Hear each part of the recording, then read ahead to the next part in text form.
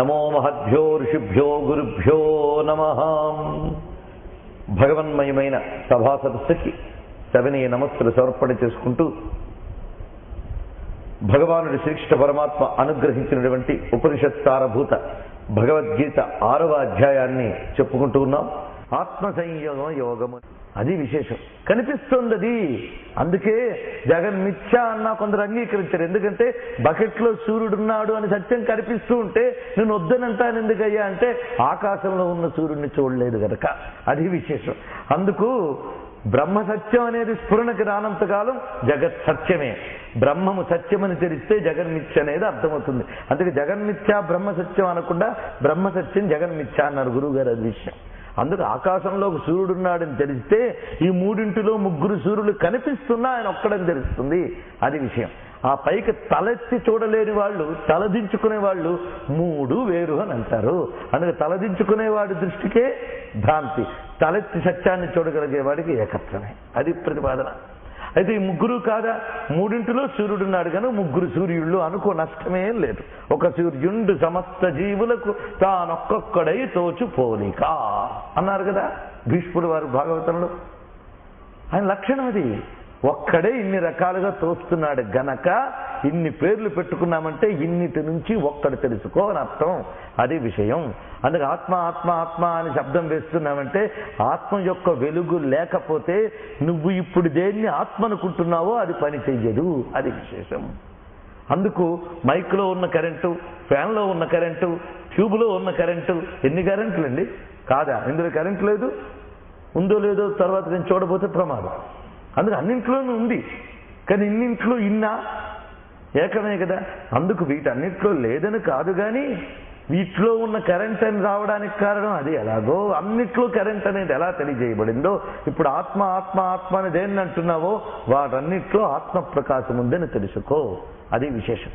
ఇప్పుడు ఆత్మ అంటే నేను అని అర్థం అండి. ఇంకా చెప్పాలంటే నాకు ఆత్మవిశ్వాసం ఎక్కువ అండి అంటాడు ఒకడు.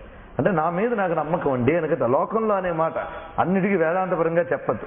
లోకంలో మాట్లాడుతున్నా నాకు ఆత్మవిశ్వాసం ఎక్కువ అండి అని. ఆత్మబలం ఉండాలండి. సినిమాలు కూడా వచ్చాయి మనకు దాని మీద.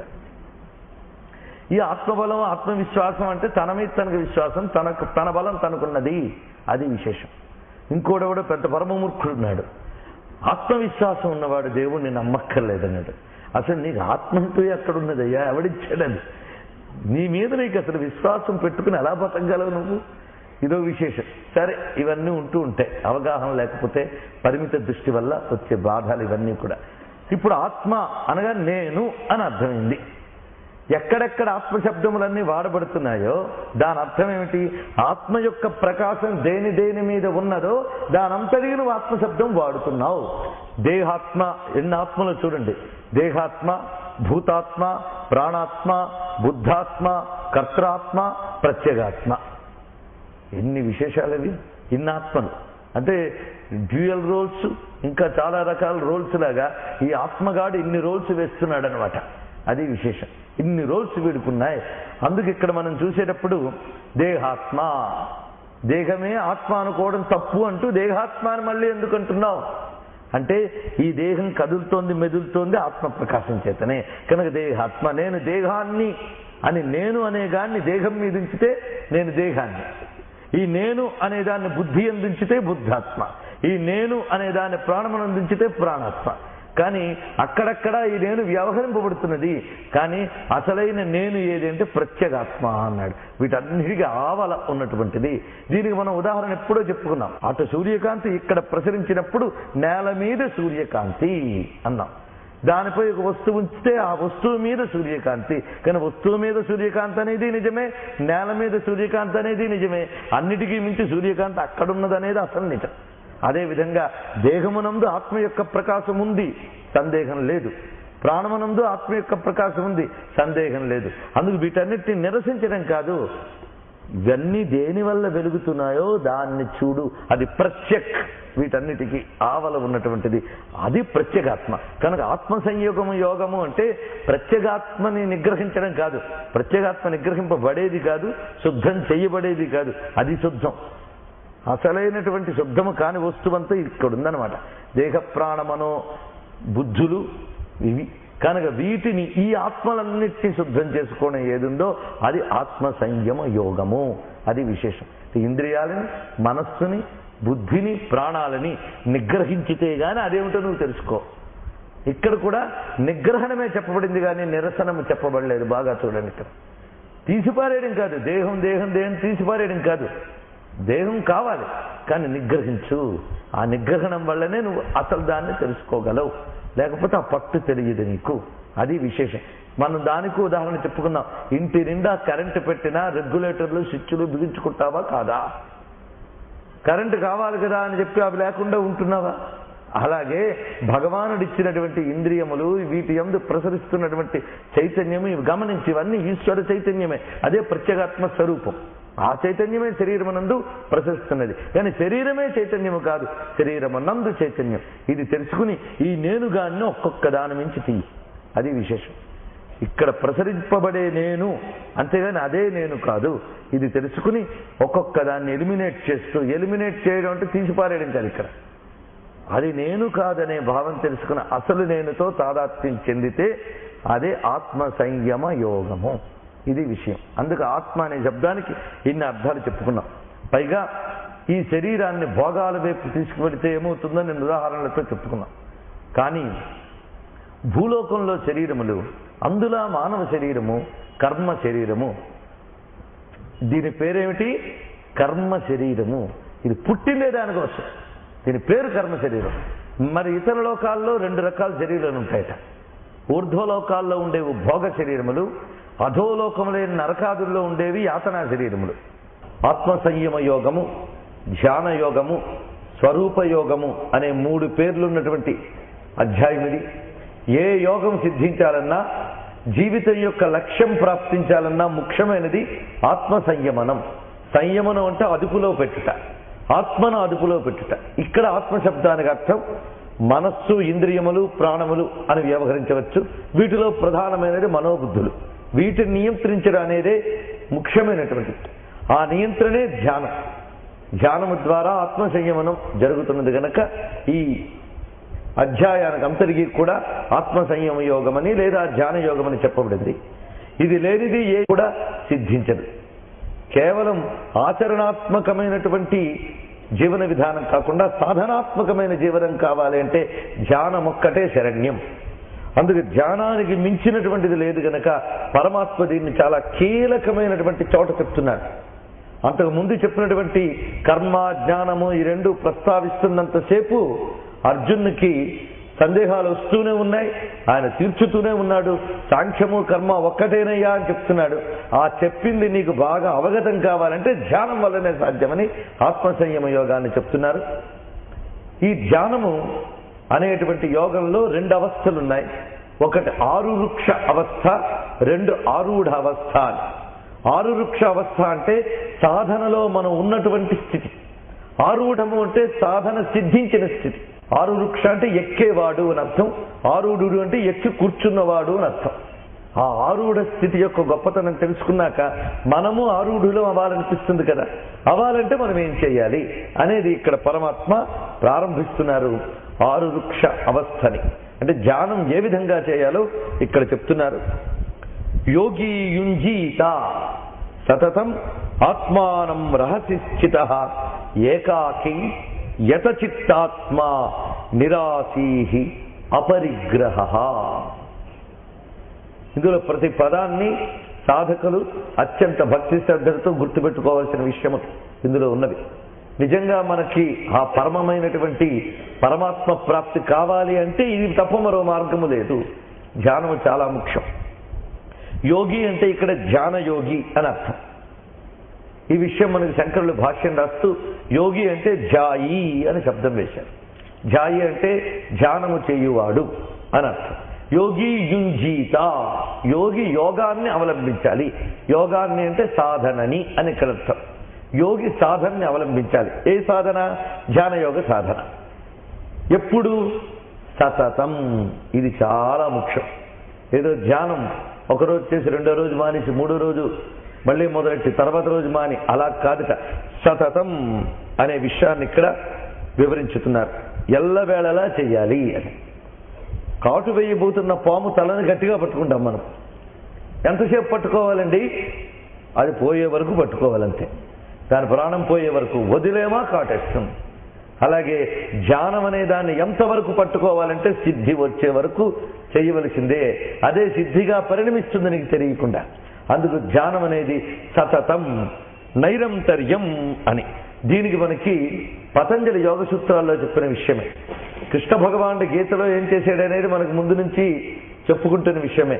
సర్వయోగ సమన్వయమే గీతలో పరమాత్మ చేసినటువంటి విషయం. అంతేగాని ఏకయోగ ప్రస్తావన కాదు, సర్వయోగ సమన్వయ. ఆ సర్వయోగ సమన్వయము అంటే అన్ని యోగములు కూడా జ్ఞానమునందు ఎలా పర్యవసిస్తాయో చూపిస్తూ ఉన్నాడు ఆయన.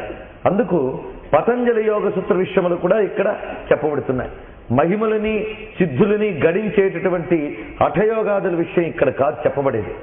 ఆత్మప్రాప్తికి సంబంధించినటువంటి ధ్యానమే చెప్తున్నాడు ఇక్కడ. ఇది చాలు మనకి. ఏది జీవితానికి పరమగమ్యమో దానికి సంబంధించిన ధ్యాన యోగం ఇక్కడ చెప్పబడుతున్నది.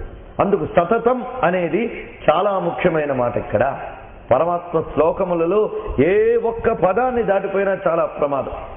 కాలక్షేపంగా వినే వాళ్ళ గురించి వదిలేద్దాం, కానీ సాధకులకు మాత్రం ప్రతి పదం చాలా జాగ్రత్తగా చూసుకోవాలి. అందుకు సతు దీర్ఘకాల నైరంతర్య సేవిత దృఢ భూమి అంటారు పతంజలి యోగ సూత్రాల్లో. దీర్ఘకాల నైరంతర్య సేవిత దృఢ భూమిగిట. దీర్ఘకాలం కొనసాగాలి, నైరంతర్యం అంటే నిరంతరంగా కొనసాగాలి. అప్పుడు దృఢత్వం అనేది వస్తుందిట, పట్టు అనేది లభిస్తుంది.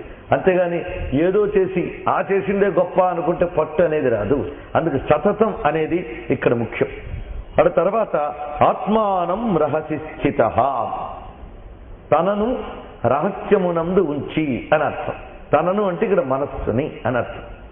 ఆ మనస్సుని ఎల్లవేళలా ఈ ధ్యాన యోగమునందు ప్రవర్తింపజేసి రహస్యాన్ని ఆశ్రయించాలి అన్నారు. రహసి అంటే ఇక్కడ రహస్యంగా సాధన సాగాలి. ధ్యానం రహస్యం. రహస్యం అంటే ఏకాంతం అని ఇక్కడ అర్థం. రహసి స్థిత అన్నారు. అందుకే వివిక్త దేశం ఆశ్రిత్య అని చెప్తున్నాయి శాస్త్రములోనికి. వివిక్త దేశం ఆశ్రిత్య అంటే ఏకాంతాన్ని ఆశ్రయించి. ఇది విశేషం. ఏకాంతము అంటే ఇతర సంగములేవి లేకుండా ఉండే స్థితి. ఇది చాలా ముఖ్యమైనటువంటిది. సాధనలో మొదటే చెప్తున్నాడు పరమాత్మ సతతం, అడు తర్వాత ఏకాంతం. ఎప్పుడైనా సరే ముక్తి సాధన అనేది వైయక్తికము, వ్యక్తికి ఎవరికి వారికే, అది సామూహికం కాదు. చిట్ట చివరికి ధర్మే అర్థే కామేచ నాతిచరామి అని చెప్పబడే భార్యకు కూడా కామ పురుషార్థం వరకే తప్ప మోక్ష పురుషార్థానికి మాత్రం ఏ జీవుడికి ఆ జీవుడే. అందుకు రహసి అది విశేషం. అక్కడ ఏకాంతాన్ని ఆశ్రయించాలి. అంతేగాని సామూహికంగా చేసే ఆధ్యాత్మిక సాధనలు ఉన్నాయే అది సాధన కాదు, సాధనగా ప్రేరణ మాత్రం. అలాగని సామూహికాలను నిరసిస్తున్నాం కాదు. సామూహికం పెరిగిపోతూ ఉంటే సాధన తరిగిపోయి మరేవో పెరుగుతూ ఉంటాయి. సంఘం చాలా బాధాకరంగా ఉంటుంది. అందుకు సాధన అనే దానికి ప్రేరణ కావాలి సామూహికమైనటువంటి ప్రక్రియలు. ఇప్పుడు అందరం కలిసి ఇక్కడ చెప్పుకుంటున్నాం. ఇది సాధన కాదా అంటే సాధనే. ఎందుకంటే భగవద్విషయం ఎక్కడ చెప్పబడుతుందో ఆ పరిధిలో కూర్చుంటే చాలు. ఆ అక్షరముల యందు భగవానుడు ఉంటాడు కనుక ఆ శక్తి మనల్లో ప్రవేశించి మన సంస్కారాన్ని శుద్ధం చేస్తుంది. అంత మేరకే ఇది మనకి సాధనకి ప్రేరణ కల్పిస్తుందే తప్ప అదే సాధన కాదు. అలాగే 100 మంది కలిసి పారాయణలు చేయడం ఇవన్నీ కూడా సాధనకి ప్రేరణే తప్ప అదే సాధన కాదు. అందుకు సాధన ఎవరికి వారు చేసుకోవాల్సిందే. రహసి స్థిత అనే మాటకి అంత ప్రాధాన్యం ఉన్నది. అందుకే ధ్యానానికి ప్రధానమైనది ఏకాంతము. ఎటువంటి ధ్యాన భంగములు లేనటువంటి పరిస్థితి కావాలి. కొంతమంది అంటారు మనస్సుని గ్రహించుకోవాలి కానీ చుట్టూ ఎంతమంది ఉంటే ఏముందండి అని. అది ఎప్పుడు వాడు ఆరూఢ స్థితికి వెళ్ళినప్పుడు. కానీ ఆదిలోనే ఆ మాట అనడానికి వీల్లేదు. కొంతమంది ధ్యానం చేస్తూ పూజ చేస్తూ ఉంటే మధ్యలో ఎవరో మాట్లాడుతుంటే వాడు ధ్యానం ఆపి సమాధానం చెప్తారు. చెప్పగానే ఆయన గారు ధ్యానం అలా ఉందండి అని అనగానే నిజమే నేను చాలా తక్కువలో ఉన్నానేమో అని వీడు అనుకుంటాడు. అందుకోసం బిగుంచు కూర్చోవాలా అంటే అర్థం ప్రాథమిక అవస్థలో ఇవన్నీ తప్పు. అందుకే చెప్పారు ఏకాంతము రహసి స్థిత. ఒక విత్తనం ఫలించాలంటే చూడండి దాన్ని ఏం చేయాలి? కనబడకుండా భూమిలో వెయ్యాలి, అప్పుడే అది ఫలించుతుంది. అదే బయట విదజల్లితే ఏమవుతుంది? ఏ పక్షులు ఎత్తుకుపోతాయి. విత్తనం మొలకెత్తాలన్నా దానికి ఏకాంతం కావాలి. అదేవిధంగా ఈ మన యొక్క ఆధ్యాత్మిక వృక్షం పండాలన్నా దానికి ఈ ధ్యానం అనే విత్తనం ఏకాంతంలో సాగవలసిందే. అందుకే రహసి స్థిత అని మనకి శాస్త్రాల్లో కూడా చెప్తూ ఏకస్తపో ద్విరధ్యాయి అని ఒక మాట చెప్పారు. అధ్యయనం చేయడానికి ఇద్దరు ఉండాలట, ఒకరికి తెలియని ఒకరికి చెప్పుకుంటూ. తపస్సుకు మాత్రం ఒక్కడే ఉండాలట. ఏకస్తపో ద్విరధ్యాయి. అందుకే సాధనకి ఏకాంతం ముఖ్యం అని చెప్పి మళ్ళీ ఏకాకి అన్నాడు. అక్కడే ఏకాంతం రహస్యం అని చెప్పి మళ్ళీ ఏకాకితనం ఏంటండి అంటే అర్థం ఒంటరిగా కూర్చున్నాం కానీ నిజమా ప్రశ్నించుకో అన్నాడు. అంటే అర్థం నేను ఒక్కడిని కూర్చున్నా నా మనసు నుండా 1,00,000 మంది తిరుగుతూ ఉంటే ఇంకెక్కడ చెప్పండి. అందుకే ఏకాకి, నిజంగా ఒంటరివి కా, నీకు నువ్వు మిగులు. అది ప్రయత్నం. అటు తర్వాత యత చిత్తాత్మ, క్రమంగా చిత్తాన్ని ఆత్మని వశపరుచుకుంటా. ఇక్కడ ఆత్మ అంటే శరీరాదులు అని తీసుకోవాలి. నిన్న మనం చెప్పుకున్న కార్యకారణ సంఘాతము అని అర్థం ఇక్కడ ఆత్మ అన్నప్పుడు. అందుకే చిత్తాన్ని శరీరాన్ని కూడా యత నిగ్రహించి నిరాశీహి, ఆశ లేని వాడై, అది కూడా అవసరం. ధ్యాన స్థితులు ఇవన్నీ క్రమక్రమంగా అనుభూతంలోకి తెచ్చుకోవాలి. అపరిగ్రహ, ధ్యానయోగి అయిన వాడికి నిత్యం జీవితంలో ఉండవలసిన విషయం ఇది. ఇంకొకరి నుంచి ఏది స్వీకరించరాదు. ధ్యానయోగి ఇక్కడ కర్మయోగం కావాలన్నప్పటికీ ధ్యానం కలిస్తేనే కర్మయోగం అవుతుందని చెప్పుకున్నాం. అలాగే భక్తి కూడా యోగం కావాలంటే ధ్యానం కలిస్తేనే యోగం అవుతుంది. విచారణ కూడా యోగంగా పరిణమించాలంటే ధ్యానం కలవాలి. అందుకే వీటన్నిటికీ మూలం ధ్యానం గనక స్వామి ఇక్కడ కర్మని సాంఖ్యాన్ని చెప్పి అటు భక్తి శక్తం మొదలు పెట్టబోతూ ధ్యానం గురించి చెప్పాడు. వీటన్నిటికీ ప్రధాన సూత్రం ఇది గనక స్వామి ఈ అధ్యాయాన్ని ఇక్కడ ప్రస్తావిస్తూ అపరిగ్రహ అనే మాట చెప్తున్నాడు. కర్మ యోగంలో వెళ్ళాలనుకున్న వాడికి ఉండవలసిన లక్షణం ఇది. పరిగ్రహము అంటే స్వీకరించుట అని అర్థం. అవతల వాడు ఏమిస్తాడో స్వీకరిద్దామా, ఎప్పుడు ఇదే దుర్బుద్ధి. అది చాలా తప్పు. పరద్రవ్యం కోసం ఆశించడం చాలా దౌర్భాగ్యం. కొంతమందికి అదే పనిగా ఎవడు దానం చేస్తాడో చూద్దాం, ఎవడు ఏమిస్తాడో చూద్దాం ఆశ. ఇక్కడ కొంతమంది ఎంతో ఇస్తారు చాలదు, మరెవడో ఏదో ఇస్తాడేమోనని. అలా ఇచ్చినటువంటి ధనం ఉన్నదే అది క్షేమంకరం కాదు, అది విశేషం. అందుకే అపరిగ్రహ వృత్తి అనేటటువంటిది సాధకుడికి చాలా ముఖ్యమైనటువంటి సుమ. ఇతరుల నుండి ఏమీ స్వీకరించరాదు. అందుకు చాలా ముఖ్యంగా చెప్తాడు సంపద అనేటటువంటిది మనం అనుభవించి తినే సంపద ఎలా ఉండాలి అని. ఇది కూడా ధ్యానం మీద ఎఫెక్ట్ చూపిస్తుంది. మనం ఏది తింటామో అది సంపద. తిండంటే నోట్లో పడేసుకునేది కాదు, మనం అనుభవించేవి అని చెప్పుకున్నాం. మనం అనుభవించేవన్నీ కూడా అపరిగ్రహం కావాలి. అంటే పరద్రవ్యము కారాదు. ఇది చాలా ముఖ్యం.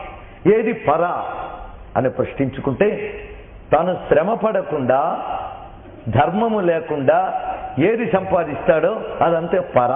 అది ముఖ్యమైన విషయం. శ్రమార్జితము, స్వార్జితము, ధర్మార్జితము ఇది ముఖ్యం.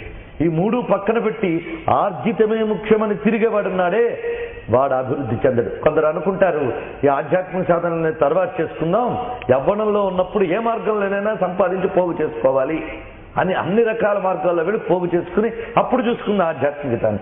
ఈ పోగు చేసుకున్న ధనాన్ని తిన్నాడు కదా, అవి సంస్కారాల్లోకి రక్తంలోకి ప్రవేశించి తర్వాత వీడిని ఆధ్యాత్మిక సాధన చెయ్యనివ్వ సరికదా ఇంకా పతనం చేయిస్తాయి. అందుకే సాధకుడైన వాడు ఆర్జితం చాలా జాగ్రత్తగా చూసుకోవాలి. అందుకు భగవానుడు అపరిగ్రహ అనే మాట చాలా గొప్ప విషయం చెప్తున్నాడు. ఇక్కడ అపరిగ్రహం గురించి చెప్పాలంటే ఎదుటివాడి నుంచి ఏది తీసుకున్నా ఎంత ప్రమాదమో. ఒక ఆయన గుళ్ళో ప్రదక్షిణ చేస్తున్నట్ట రోజు దీక్షగా. మంచి పని ఎవడు చేస్తున్నా ఆకర్షణ కలుగుతుంది. ఈ నిత్యం ఈ విధంగా ప్రదక్షిణ చేస్తూ ఉంటే ఒక అతనికి చాలా సంతోషం కలిగి కొన్ని పట్టుపంచలు తీసుకొచ్చి కానుగ్గా ఇచ్చేట ఆయనకి. అంతే, మరుసటి రోజు నుంచి ఆయన ప్రదక్షిణకు రావడం మానేసేట. ఎందుకంటే పట్టుపంచలు కట్టుకుని ప్రదక్షిణ చేస్తే పట్టుపంచలు పాడైపోతాయని వాటి పరిరక్షణార్థం ప్రదక్షిణలు ఎగ్గొట్టాడు వాడు. ఇది అపరిగ్రహం. ఒక వస్తువుని స్వీకరించడం వల్ల వచ్చిన అరిష్టం. అందుకే పరిగ్రహానికి దూరంగా ఉండడం అనేది. అయితే కొంతమంది భాష్యకారులు ఏం చెప్పారంటే పరిగ్రహము అంటే భార్య అనే అర్థం కూడా ఉన్నది. అందుకు భార్య మొదలైన బంధనాలను కూడా మనస్సులోకి రానివ్వకుండా అన్నాడు. ఎందుకంటే మనిషికి అత్యంత సన్నిహిత బంధం అది, దానిని కూడా మనస్సులోనికి రానివ్వరాదు అని అర్థం ఇంకోటి చెప్పారు. సరే, అది బాగానే ఉంది. వీలైనంత ఏకాకితనంలో అది కూడా భాగ్యమే కదా. ఎందుకంటే ఆ మార్గంలో నువ్వు ఒంటరివే, అది గొప్ప విశేషం. అందుకే ఒక పూజా పునస్కారం చేసినప్పుడు మా కుటుంబస్య సహకుటుంబస్య క్షేమస్థైర్య ఆయురారోగ్య విజయ ఐశ్వర్యాభివృద్ధి చెప్తాం, కానీ ధ్యానం చేసేటప్పుడు మాత్రం సహకుటుంబస్య లేదు, అది విశేషం. అందుకు పూజాదులన్నీ కూడా ఇంటి క్షేమం కోసం, ఇంట్లో వాళ్ళ క్షేమం కోసం. ధ్యానం మాత్రం నీ క్షేమం కోసం చేసుకోవాలి. లేదు పూజ కూడా నా క్షేమం కోసం చేసుకుంటే చేసుకోవచ్చు, తప్పేం లేదు. కానీ పూజాదుల్లో మిగిలిన వాళ్ళకి భాగాలు ఉన్నాయి, కానీ ధ్యానంలో మాత్రం నీది నీకే, అది విశేషం. అందుకు నేను ధ్యానం చేస్తున్నాను కాబట్టి పూజలు అక్కర్లేదు అంటే, నీకు ఇల్లుంది, ఇంట్లో వాళ్ళు ఉన్నారు కనుక వాళ్ళ క్షేమం నీకు కావాలి కనుక వా క్షేమం కోసం పూజలు ఇంట్లో జరగాలి, అది వేరు. దీనికి ఇది ప్రత్యామ్నాయం కాదు. చాలా మంది ఆధ్యాత్మికంలో ఒక విషయం ఇది గొప్పది అని చెప్తే పక్కన వదిలేద్దామా అని చూస్తుంటారు. ఇది పట్టుకోవడం మాట పక్కన ఉంచుదాం, అది వదిలేద్దామని ముందు చూస్తూ ఉంటారు. అందువల్లే ఒక యోగంలో వెళ్లేవారు మరో యోగాన్ని నిరసించడం మనకు కనిపిస్తూ ఉంటుంది. ఇది కలియుగంలో పుట్టే బుద్ధుడివి. కానీ ఆ యుగాల్లో అన్ని యోగాల్ని సమన్వయంగా చూసేవారు, అది మనం మళ్ళీ అలవాటు చేసుకోవాలి. అంతేగాని మేము ధ్యాన మార్గంలోకి వెళ్ళిపోయామండి, అందుకోసం ఇకపై మాకు ఈ పూజా పురస్కారాలు ఏమీ లేవండి అని ఆరూఢుడైనటువంటి వాడికి కర్మ తనంత తాను వదులుతుందిట. ఇంకా ఆరురుక్ష స్థితికి కూడా వెళ్ళని వాడు అప్పుడే వదిలేసామంటే ఇంకేమవుతుందండి? వాడిని భ్రష్టుడు అంటారు తప్ప సాధకుడు అన్నారు. ఇది మళ్ళీ మళ్ళీ గుర్తు చేసుకుంటూ ఉండండి. అందుకే అపరిగ్రహ అనడంలో ఇక్కడ తనది అనుకునే అత్యంత ఆత్మీయ బంధాన్ని కూడా విడిచిపెట్టడం అనేటువంటిది. విడిచిపెట్టడం అంటే బాహ్యంగా బాధ్యతను విడిచిపెట్టడం కాదు, అంతరంగం నుంచి దానిని బహిష్కరించడం అనే విషయం ఇక్కడ చెప్పబడుతున్నది. ఆ విధమైన అర్థం చెప్పారు. కానీ అపరిగ్రహ అనే దానికి అసలైన అర్థం మనం గమనించాలంటే ఆత్మేతర పదార్థములను గ్రహించకపోవుట అని అర్థం తీసుకోవాలి. ఆత్మేతర పదార్థము అంటే నిన్న చెప్పినట్లు స్పర్శాన్ బాహ్యాన్ బహిష్కృత్వా, బయట వదిలినాడు, లోపలిది లోపల మిగుల్చుకో. అప్పుడు ఏది లోపలిది ఏది బయటది నువ్వు కాస్త వివేచన ఉపయోగిస్తే చాలు, దానికి శాస్త్రం దాకా వెళ్ళక్కర్లేదు. ఏవైతే శబ్దస్పర్శాస రూపరసగంధములు ఉన్నాయో ఇవన్నీ పరిగ్రహములే, వాటిని విడిచిపెట్టుట అపరిగ్రహము, అది విశేషం. అందుకే ఆ స్థితిలోకి ఇదంతా ఏకాకి అనే స్థితిని దృఢం చేయడానికి చెప్పడం. అటు తర్వాత ముఖ్యం శుచౌ దేశే ప్రతిష్టాప్య, ధ్యానానికి కావలసినటువంటిది ఆ ఏకాంతము, మనస్సుని స్థితిలో ఉంచుకుని ప్రాంతము చెప్తున్నప్పుడు దేశము కాలము కూడా సరిపోవాలి కదా. అందుకు శుచౌ దేశే, శుచి అయిన ప్రాంతము అని అర్థం. శుచి అయిన ప్రాంతం అంటే ఏమిటి? మళ్ళీ ఇక్కడ శుభ్రంగా గదంతా కడిగేసి తుడిచేసి కూర్చోవడం నిజమే, అది శుభ్రతే, కానీ శుచి ఇంకా కాలే. శుచిలో శుభ్రత ఒక భాగం మాత్రమే. పూర్ణ శుచి కావాలంటే స్థూల ప్రపంచ శుద్ధి, సూక్ష్మ ప్రపంచ శుద్ధి రెండూ జరగాలి. స్థూల ప్రపంచం బయటికి కనబడేది, సూక్ష్మ ప్రపంచం అనేటువంటిది స్థూలమైన కర్మచక్షువులకి గోచరించదు. అటువంటి అసూక్ష్మ ప్రపంచాన్ని శుభ్రపరిచే విధానమే మనకు మడి ఆచారము అని చెప్పబడుతూ ఉన్నటువంటివి. ఇవన్నీ కూడా సూక్ష్మ ప్రపంచ శుద్ధి కోసం. మనకు తెలియని సూక్ష్మ ప్రపంచం స్థూల ప్రపంచం కంటే అధికంగా ఉన్నది. మన చుట్టూ ఆవరించినటువంటి ఆవరణలో సూక్ష్మ ప్రపంచం చాలా విస్తారంగా ఉన్నటువంటిది. వాటి ప్రభావం కూడా మన సాధన మీద పడుతూ ఉంటుంది. అందుకే సాధన కూర్చునే ముందు ఉత్తిష్టంతు భూత పిశాచాః ఏతే భూమి భారకాః ఏతేషాం అవిరోధేన బ్రహ్మకర్మ సమారభే అని చెప్తారు. అపసర్పంతు తే భూత ఏ భూత భూమి సంస్థిత ఏ భూత విఘ్నకర్తారః తే నశ్యంతు శివాజ్ఞయ. మనం నమ్మినా నమ్మకపోయినా ఉంటాయి. ఇప్పుడు మనం నమ్మినా నమ్మకపోయినా గాలిలో వైరస్ ఉన్నట్లుగా ఇవి ఉంటాయి. వాటిని తొలగించుకోవాల్సిన బాధ్యత ఉంది. లేకపోతే సాధకుడు మనోబుద్ధులు యందు ఆక్రమించుకుని చిన్నగా సాధన చేయనివ్వు, విఘ్నాలు కలిగిస్తాయి వాడికి. సరిగ్గా కూర్చునేటప్పటికే ఎక్కడి నుంచో ముంచుకు రావడము ఇలాంటివన్నీ జరుగుతూ ఉంటాయి. అందుకు ఆ స్థితిలో చేయవలసినటువంటి ప్రక్రియ శుచి. మొత్తం ప్రాంతాన్నంతటినీ కూడా సదాచారము చేత ఏదైతే మనకి ధర్మము చెప్తూ ఉన్నదో ఆ సదాచారం చాలా ముఖ్యం. ఇక్కడ ఆ సదాచారము ద్వారా ప్రాంత శుద్ధి చేసుకుని అటు తర్వాత స్థిరమాసనమాత్మన, తనకు ఒక స్థిరమైన ఆసనాన్ని ఏర్పరచుకోవాలి. స్థిరము అంటే ఏ ఆసనమును యందు నువ్వు సుఖంగా మనస్సు నిలపగలవో అది, అంతేగాని దేనిలో నువ్వు సుఖంగా కూర్చోగలవో అది అని కాదు. అయితే నేను వాళ్ళ కుర్చీలోనే సుఖంగా ఉంటానని అంటాడు వాడు. అది కాదు ఇక్కడ విషయం. మనస్సుని నిలపాలి అంటే కష్టపడాలి, కానీ వంగడం వేరు విరగడం వేరు, రెండిటికి చాలా విశేషం ఉన్నది. ఒక కర్రని ఎంత మేరకు వంచితే వంగుతుందో చూడాలి, మేర దాటితే విరుగుతుంది. అందుకు ఆ బ్యాలెన్స్ తెలుసుకోవాలి. అలాగే బలవంతంగా మనకు తెలియని ఏవో ఆసనాలు వేసి కాళ్ళు కీళ్ళు పట్టి అవినొప్పులకి దారితీసి బుద్ధి అంతా దాని మీద నిలిపి ఆ అవస్థ లేకుండా బుద్ధిని భగవాన్నిపై నిలపడానికి గాను నీ శరీరం ఎలా ఉండాలో అలా ఉంచు. అది ఇక్కడ ఆసనం అనేటువంటిది చూపిస్తున్నారు. స్థిరమాసనం, దీన్ని పతంజలి స్థిర సుఖమాసనం అన్నాడు. స్థిరమైన సుఖమైన ఆసనము, అది స్థిరమై ఉండాలి. అంతేగాని 2 నిమిషాలకు ఒకసారి మార్చవలసిన పరిస్థితి రాకూడదు. ధ్యానావస్థలో ఉన్నప్పుడు స్థిరంగా కూర్చోవడం చాలా అవసరం. ఇక ఆ వేసేటువంటి కూర్చునే చోటులో మనం పరచుకునేటువంటిది ఎలా ఉండాలంటే నా చిత్రితం నాతి నీచం అన్నాడు. అతి ఎత్తైనది కాకూడదు, అతి దిగువగా ఉన్నది కూడా కాకూడదు. సమమైన ఆసనం కావాలి. అంటే ఎగుడు దిగుళ్ళు లేనటువంటి ఆసనం కావాలి. చేలాజిన కుశోత్తరం, అది ఎలా పరచుకోవాలో చెప్తున్నాడు. ముందు చేలం అంటే వస్త్రాన్ని పరుచుకుని, ఆ తర్వాత అజినము అంటే కృష్ణమృగ చర్మము మొదలైనవి ఏవైనా పరుచుకునుట, దానిపైన కుశ దర్భాసనం పరుచుకునుట, దానిపై జపానికో ధ్యానానికో కూర్చుంటాం. ఇక్కడి వరకు మనం చూసుకుంటూ ఉంటే బాహ్యమైనటువంటి స్వరూపాన్ని చెప్తున్నారు ఇక్కడ. ఇంకా ఆ తర్వాత స్థితి మళ్ళీ చెప్పబోతున్నాడు స్వామి. బాహ్యంగా మనం వేసుకోవలసిన ఆసనం, కూర్చోవలసినటువంటి పరిస్థితి, వీటిని వివరించబోతున్నాడు. ప్రాంతాన్ని వివరించాడు ఇక్కడ. ఇక్కడ చూస్తూ ఉంటే ఇది ధ్యానయోగానికి ఎంత అవసరమో మంత్రయోగానికి అంత అవసరం. స్వామి ధ్యానానికి ఎంత ప్రాధాన్యం ఇచ్చాడో కర్మల్లో జపానికి కూడా ప్రాధాన్యం ఇస్తాడు. యజ్ఞానాం జపయజ్ఞోస్మి అంటాడు. ఇది కూడా గుర్తుపెట్టుకోండి. జపము ధ్యానము ఈ రెండు చాలా విశేషమైనవి. కొంతమంది గొప్పవారు ధ్యానాన్ని జపాన్ని కలిపి చేస్తారు. ఆ స్థితికి వెళ్ళగలిగితే ఇంకా గొప్ప విశేషం జపము ధ్యానం. అందుకే జపం చేయడం ముందు మంత్ర దేవత యొక్క ధ్యానం ఎలాగూ చెప్పబడుతుంది మనకి. అందుకే ధ్యానం లేనిది జపం లేదు. ఈ రెండు చేయగలిగితే మంచిదే. కానీ జపానికి యోగానికి ఇంచుమించు ప్రిపరేషన్ అంతా ఒక్కటే. అదే కనిపిస్తున్నది మనకి. దానికి కూడా ఆసనం చాలా ముఖ్యం, కూర్చునే తీరు ముఖ్యం. జపానికి కూర్చునే ముందు శుచి చాలా అవసరం. ఎందుకంటే దేవతను ఆహ్వానించబోతున్నాం. దేవతను శుచిప్రియులు. ఇక్కడ ఆత్మదేవతను ఆహ్వానించబోతున్నాం ధ్యానంలో. నీ యొక్క అఖండమైన ఆత్మని దర్శించబోతున్నావు ధ్యాన ప్రక్రియలో. అందుకు ఇక్కడ అవసరం ఆ శుచి. దేవతలు శుచిప్రియులు కనుక శుచైన ప్రాంతమునందు కూర్చొని ఆ ఆసనం కూడా వివరిస్తున్నారు ఇక్కడ. అయితే ఇందులో మీకు కాష్టము అటు తర్వాత శిల ఈ రెండు చెప్పబడలేదు.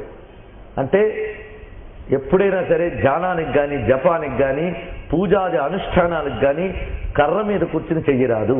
ఇదొక విశేషం. అలాగే శిలపై కూర్చుని చేయరాదు, ఒట్టి వస్త్రంపై కూర్చుని చేయరాదని కూడా శాస్త్రంలో చెప్పారు. కేవల వస్త్రం మీద కూర్చుని జపము ధ్యానము చేస్తే దరిద్రం వస్తుందన్నారు. అయితే కొంతమంది యోగులు అలా ఉండడం మనకు కనిపిస్తుంది. వాళ్ళకి బాహ్యమైనటువంటి విషయాలతో అవసరం లేదు కనుక వాళ్ళు అలా కూర్చోవచ్చు. కానీ గృహస్థైన వాడికి ధనాదుల యొక్క కోరిక లేకపోయినా అవసరం ఉంటుంది కనుక అతడు వాటిని స్వీకరించరాదు. అందుకు వస్త్రంపై కూర్చుని చేయరాదు. ఆ కారణం చేతి ఇక్కడ వస్త్రము అజినము దానిపైన కుశ అని చెప్తున్నాడు స్వామి. కాష్టాదుల ప్రసక్తే తేలేదు. అది విషయం. ఈ విధంగా అమర్చుకుని ధ్యానానికి కూర్చోవాలి. అక్కడ తత్ర ఏకాగ్రం మనఃకృత్వా, ఏకాగ్రము చేయాలి మనస్సుని అన్నాడు. ఏక అగ్రం మనఃకృత్వా, అగ్రము అనే మాటకు అర్థం ఇక్కడ తీసుకుంటే ఏక అగ్రము అంటే ఏంటో చూద్దాం. ఏకాగ్రత ఏకాగ్రత అని చాలా మంది మాట్లాడుతూ ఉంటాం. ఏమిటి ఏక అగ్రత అని? అగ్రము అంటే 2 అర్థములు ఉన్నాయి, లక్ష్యము ఫలము అని. ఈ ఫలము అనే అర్థం మనం గతంలో చెప్పుకున్నాం, గుర్తుంటుంది అందరికీ. సమగ్రం ప్రవిలీయతే అన్నప్పుడు అగ్రం అంటే ఫలం అని అర్థం చెప్పాం. అలాగే అగ్రం అంటే లక్ష్యం అని కూడా అర్థం. ఏక అగ్రం అంటే లక్ష్యము పైన మాత్రమే దృష్టిని ఉంచుతా అని. ప్రతి వారికి కూడా 3 రకాలైన అగ్రాలు ఉంటాయట. శూన్యాగ్రం, అనేకాగ్రం, ఏకాగ్రం. ఈ 3. శూన్యాగ్రం అంటే వాడికి ఏ లక్ష్యం లేదు. వాడికి ఈ శూన్యాగ్ర పరులున్నారే, వారిని మనం సులభంగా ఎక్కడ పోల్చుకోగలమంటే ఆధ్యాత్మిక ప్రవచనాలు వచ్చేటప్పుడు కునుకుపాటు పడుతూ ఉంటారు. వారు శూన్యాగ్రులు అంటారు. వాళ్ళకి ఏకాగ్రత లేదు. వాళ్ళు శూన్యాగ్రులు. వారికి ఏ లక్ష్యము కనబడదు. ఒకటే లక్ష్యం, నిద్రించుట అనేటటువంటిది. వీళ్ళ బుద్ధికి లక్ష్యము లేదు. అందుకు లక్ష్య శుద్ధి లేని వారు శూన్యాగ్రులు. అనేకాగ్రులు అంటే ఆ కూర్చోబెడితే ఆ బుద్ధి క్షణంలో అనేక చోట్లకు పరిగెడుతూ ఉంటుంది. ఒకటి కాదు, అటు ఇటు ఇటు అటు. వీళ్ళు అనేకాగ్రులు. ఈ శూన్యాగ్ర అనేకాగ్రాన్ని వదిలి ఏకాగ్రమునందు అని అర్థం అన్నమాట. ఒకే లక్ష్యమునందు దృష్టిని ఉంచుట. తత్రైకాగ్రం మనఃకృత్వా యత చిత్తేంద్రియ క్రియ. చిత్త ఇంద్రియ క్రియ. చిత్తము యొక్క క్రియలు, ఇంద్రియాల యొక్క క్రియల్ని కూడా నియమించి అని మళ్ళీ ఇక్కడ వివరిస్తున్నాడు స్వామి. చిత్తము యొక్క క్రియలు అంటే రకరకాల ఆలోచనలు. ఎంత బాగా పనిచేస్తుందో ఈ చిత్తం. శరీరం కంటే మహావేగంగా పనిచేస్తుంది. ఏది సూక్ష్మమో దానికి ఎక్కువ శక్తి ఉంటుంది. బాగా గుర్తుపెట్టుకోండి. స్థూలమైన వాటికంటే సూక్ష్మమైన వాటికి శక్తి ఎక్కువ. అందుకే పంచభూతాల్లో కూడా భూమి కంటే నీటికి, నీటి కంటే అగ్నికి, అగ్ని కంటే వాయువుకి, వాయువు కంటే ఆకాశానికి శక్తి ఎక్కువ, ఆకాశం కంటే మనస్సుకి శక్తి ఎక్కువ. ఎందుకంటే పంచభూతాలతో కూడినది దేహములు, ఇంద్రియములు అయ్యే. అవి గ్రహించేటటువంటి పదార్థజాతవం కూడా పంచభూతాత్మకమే. దానికి అతీతంగా ఉన్న మనస్సు ఇంకా మహాసూక్ష్మం. రాయిని ఇటు నుంచి అటు కదపడానికి టైం కావాలి, కానీ మనస్సుని అటు నుంచి ఎటైనా కదిపివచ్చు. అదే కదులుతుంది. దాని వేగం ఎక్కువ, దాని శక్తి ఎక్కువ. ఈ మనస్సు కంటే శక్తిమైన సూక్ష్మమైనటువంటిది బుద్ధి. దానికంటే పరమమైన అత్యంత శక్తిమంతుడైన వాడు పరమాత్మ. సూక్ష్మాలకు వెళుతూ ఉంటాయి. అందుకు ఈ పరిగెడుతున్నటువంటి మనస్సునదే దాని యొక్క క్రియలను ముందు నిగ్రహించన్నాడు. యత చిత్త ఇంద్రియ క్రియ. చిత్తం యొక్క క్రియలు నిగ్రహించాలి. చిత్తం క్షణంలో 1,00,000 ఆలోచనలు చేస్తుంది. వాటిని క్రమంగా నియంత్రిస్తూ అటుపై ఇంద్రియాలని నియంత్రించి ఉపవిశ్య ఆసనే, ఆసనమనందు కూర్చున్నవాడి యుంజ్యాత్ యోగం, యోగాన్ని అనుష్ఠించాలి. ఎందుకయ్యా ఈ యోగం? మళ్ళీ ఆయన లక్ష్యం చెప్తున్నాడు. ఆత్మశుద్ధయే. ఆత్మ సంయమనం ఎందుకు అంటే ఆత్మశుద్ధికి. అది విషయం. ఆత్మశుద్ధి కోసమే ఆత్మ సంయమనం. అంతరంగం నిండా ఉన్నటువంటి మాలిన్యాలన్నీ తొలగితే గానీ యోగం అనేది లభించదు. అందుకు ఆ మాలిన్యం తొలగాలి అంటే ఈ యోగాన్ని ఈ విధంగా అమలు చేస్తూ ఇంకా కూర్చోవలసిన భంగిమ చెప్తున్నాడు. సమంకాయ శిరోగ్రీవం ధారయన్నచలం స్థిర సంప్రేక్ష్య నాసికాగ్రం స్వం దిశశ్చానవలోకయన్. సమంకాయ శిరోగ్రీవం. కాయము, శిరస్సు, గ్రీవము, వీటి మూడింటిని సమం చేయాలన్నారు ఇక్కడ. గ్రీవము అంటే మెడ, శిరస్సు అంటే తల, కాయము అంటే మూలాధారం నుంచి కంఠం వరకు ఉన్నటువంటి శరీర భాగానికి కాయం అని పేరు. అందుకే కాయము, శిరస్సు, గ్రీవము ఈ మూడింటిని ఒక సరళ రేఖలా చేయాలట. సమంకాయ శిరోగ్రీవం ధారయన్నచలం స్థిర. అలా ఉన్నటువంటి ఆ భంగిమని అచలము స్థిరము చేయాలి. అంటే బిగిసి ఉన్నట్లు కాకుండా చాలా తేలిగ్గా ఉండాలి, బలంగా ఉండాలి, దృఢంగా ఉండాలి. ఆ విధంగా ఉంచి సంప్రేక్ష నాసికాగ్రం, నాసికాగ్రమును సంప్రేక్ష చక్కగా చూసి అన్నారు. అంటే దృష్టిని దృఢంగా నిలపడం. అందుకు ప్రేక్ష అనకుండా సంప్రేక్ష అని చెప్తున్నాడు ఇక్కడ. చక్కగా అటే దృష్టి నిలపాలట. నాసికాగ్రము అంటే ముక్కు కొన అని అర్థం. ముక్కుకి ఈ కొన ఆ కొన అని మనం గొడవ పడక్కర్లేదు.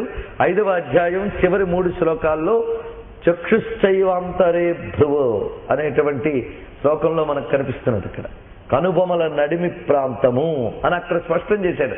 దాన్ని ఇక్కడ నాసికాగ్రం అని మనం దానితో అన్వయించుకుంటే నాసిక యొక్క అగ్రభాగమైనటువంటి చోట అని. ఎందుకంటే అధో దృష్టి ఎప్పుడు నిద్రాదులకి హేతువు, ఊర్ధ్వ దృష్టే జాగరణకి హేతు అవుతుంది. అందుకు ఆజ్ఞాచక్ర స్థానమైనటువంటి భ్రూమధ్యమునందు దృష్టిని నిలిపి ఉంచుట ఇది చాలా ముఖ్యమైనటువంటిది. అది ధ్యాన స్థితిలో నిద్రాదులకి తీసుకువెళ్ళదు. దృష్టి అధోముఖమైందా వెంటనే నిద్రాదుల్లోకి వెళ్ళిపోతాం మనం. అందుకు ధ్యానం ప్రారంభావస్థలో నిద్రాదులకు తీసుకుపోతూ ఉంటుంది. ఇందాక మనం చెప్పుకున్న శూన్యాగ్రం అది ఏకాగ్రం కాదు. దాని ఏకాగ్రం తేవడం మహా కష్టం. ముందు వచ్చేది అదే. పోనీ ఇంత నిద్రపోతున్నాడు కదా అని చక్కగా ఇంటికి వెళ్ళాక పక్క వేసి పడుకోబెట్టాము, అప్పుడు నిద్రపోడు వాడు. పనికి మాలిన ఆలోచనలన్నీ వస్తాయి. మరి ఎక్కడొస్తుందయ్యా అంటే దేని మీద ఏకాగ్రత చూపించాలో అక్కడ కూర్చోబెడితేనే ఇది వస్తుంది. ఇది శూన్యాగ్రుల లక్షణం. అందుకు అది రానటువంటి శరీర స్థితిని అలా ఉంచి దిశశ్చానవలోకయన్, అక్కడ దృష్టి పెట్టాక మరి అటు ఇటు దిక్కులు చూడరాదు అన్నాడు. ఆ విధంగా దృష్టిని ఏకాగ్రం చేసి ప్రశాంతాత్మ, ఆత్మని ప్రశమనము చేయుట. ప్రశాంతము అంటే ప్రశమనము. ప్రశాంతత అన్న మాట వింటేనే ప్రశాంతంగా అనిపిస్తుంది మనకి. కానీ అర్థం ఏమిటి అంటే శమనము ప్రశమనము, అది విశేషం. శాంతము ప్రశాంతము అని ఇక్కడ చెప్పబడుతున్నది. తొలగుట అనగుట అని అర్థం శమన శబ్దానికి. కల్లోలాలన్నీ అణగిన స్థితికి ప్రశాంతత అని అర్థం. మనస్సులో చెలరేగుతున్న కల్లోలాలన్నింటినీ నిలిపి విగత భీహి, ఇంకా భయం అనేది లేకుండా అని అర్థం. భయం అనేది లేకుండా అంటే ఆత్మేతరమైన ప్రతిదీ భయమే అని చెప్తున్నది ఉపనిషత్తు మనకి.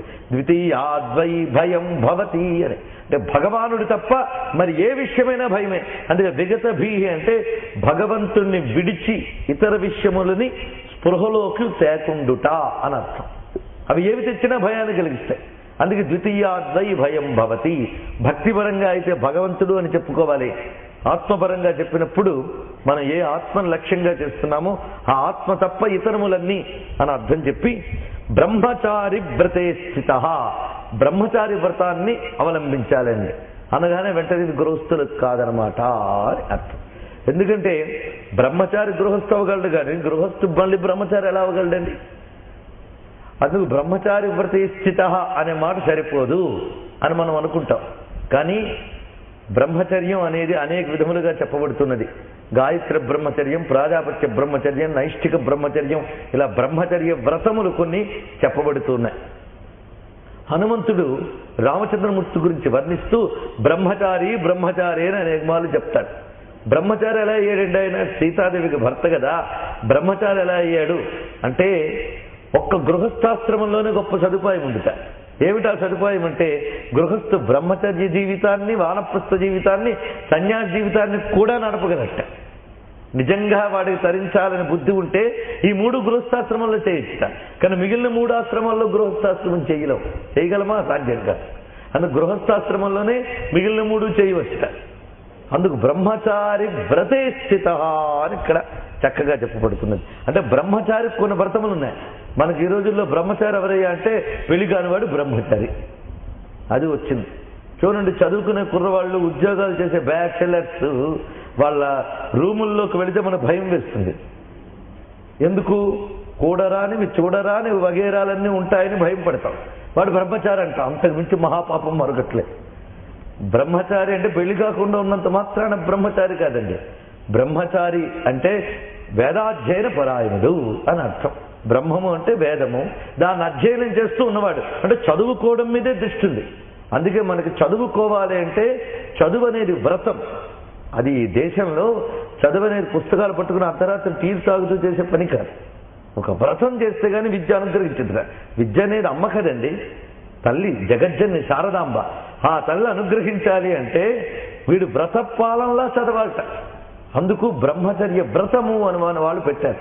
విద్యార్థి అయినటువంటి వాడికి గురువులు కొన్ని నియమాలు పెట్టారు. అదేమిటంటే భిక్షాటనంట. భిక్షెత్తి తెచ్చి గురుపత్నికి ఇస్తే గురుపత్ని వండి పెడుతుంది. అంటే అర్థం అతడు రుచుల మీద వాటి మీద ఆసక్తి ఉండరాదు. అన్నం యొక్క విలువ తెలియాలి. ఇవన్నీ చూపించారు. అదేవిధంగా అద్దం చూసుకునుట, క్రాఫులు దిద్దుకునుట, ఇవి బ్రహ్మచారికి పనికిరాట. అంటే అర్థం వాడు మైలోడుతూ ఉండాలని కాదు అర్థం. అక్కడ విశేషం ఏంటంటే సౌందర్య దృష్టి వాడికి పనికిరాదు. అలంకార దృష్టిగా స్నానాదులు చేయడం కాదు, ఆరోగ్య దృష్టితో స్నానాదులు చేయాలి. శుభ్రత కోసమే తప్ప సౌందర్యం కోసం స్నానము అలంకరణ బ్రహ్మచారికి పనికిరాదు. ఇవన్నీ విశేషం. అందుకు బ్రహ్మచారి అంటే ఈ జీవిత విధానం అలా గడుపుతూ ఉంటేనే వాడు యోగ్యుడవుతాడు విద్యకి. అందుకే బ్రహ్మచర్య వ్రతం అయ్యాక గృహస్థాశ్రమంలోకి వెళ్లే ముందు స్నాతకము అనే క్రియ చేస్తారు. అప్పుడు వాడికి అర్థం చూపిస్తారు. అంటే అర్థం గృహస్థాశ్రమంలోకి వెళ్ళబోతున్నా కనుక నీకు యోగ్యత వస్తోంది వీటన్నిటికీ అని అర్థం. అంటే అంతవరకు ఈ దేహంపై ఇటువంటి మమకారాదులు కూడా వాడికి ఉండవు. అది బ్రహ్మచర్య వ్రతం, పూర్తిగా విద్య ఉందే కేంద్రీకరించుట. అలాంటి వ్రతం ఇక్కడ ఆచరించాలి అంటున్నారు. అంటే అర్థం శరీరాన్ని భోగార్థం కాకుండా యోగార్థం నియమబద్ధం చేయాలి అని చెప్పడం. బ్రహ్మచారి వ్రతే స్థితః. బ్రహ్మచారికి విద్యయందు ఏ విధంగా ఏకాగ్ర దృష్టి ఉందో నీకు ఇక్కడ ధ్యేయ వస్తువు అయినటువంటి ఆ సచ్చిదానంద వస్తువు ఎందే నీకు ఏకాగ్రత ఉండాలి. అది బ్రహ్మచారి వ్రతే స్థిత.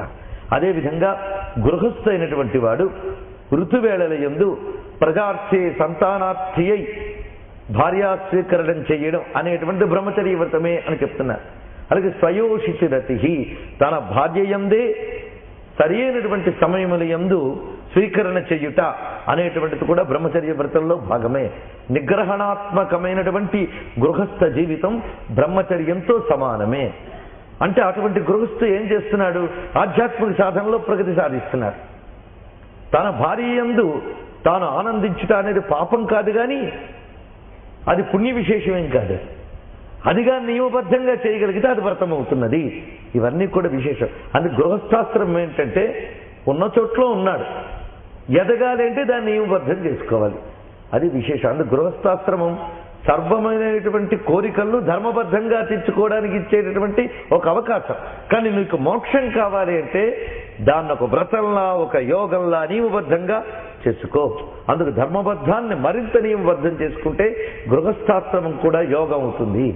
అందుకు బ్రహ్మచారి వ్రతే స్థిత అంటే ధ్యానయోగం అంతా బ్రహ్మచారులకే కానీ మనకు కాదు అని కాదు ఇక్కడ అర్థం. స్త్రీ సంపర్కం మనస్సుతో కూడా లేకుండా ఈ విషయంపై విచారాత్మకమైన జ్ఞానమునందే దృష్టిని ఉంచి ఉండేటువంటి నియమబద్ధమైన జీవిత విధానం ఏదైతే ఉందో దాన్ని బ్రహ్మచారి వ్రతము అని అంటారు. ధ్యానయోగి ఆ వ్రతాన్ని ఆచరించి మనస్సంయమ్య, మనస్సుని నిగ్రహించాలి. సంయమ్య, బాగా నిగ్రహించాలి. లాగాలంటే వెనక్కి లాగాలంటే గట్టిగా ఒక పట్టు చూపించి లాగాలి. ఆ పట్టు ఏమిటంటే నేనేనయ్యా అంటున్నాడు స్వామి. మచ్చిత్తో యుక్త ఆసీత మత్పరః. నా చిత్తుడై నా పరుడై అతడు మనస్సుని నిగ్రహించాలి. అంటే అర్థం మనస్సును తీసుకువెళ్ళి ఆయన మీద పెట్టాలి. దేన్ని వదిలేయాలో ఇంతవరకు చెప్పాడు, దేని మీద పెట్టాలో ఇప్పుడు చెప్తున్నాడు. అది విషయం. ఊరికిన అన్ని వదిలేయడమా?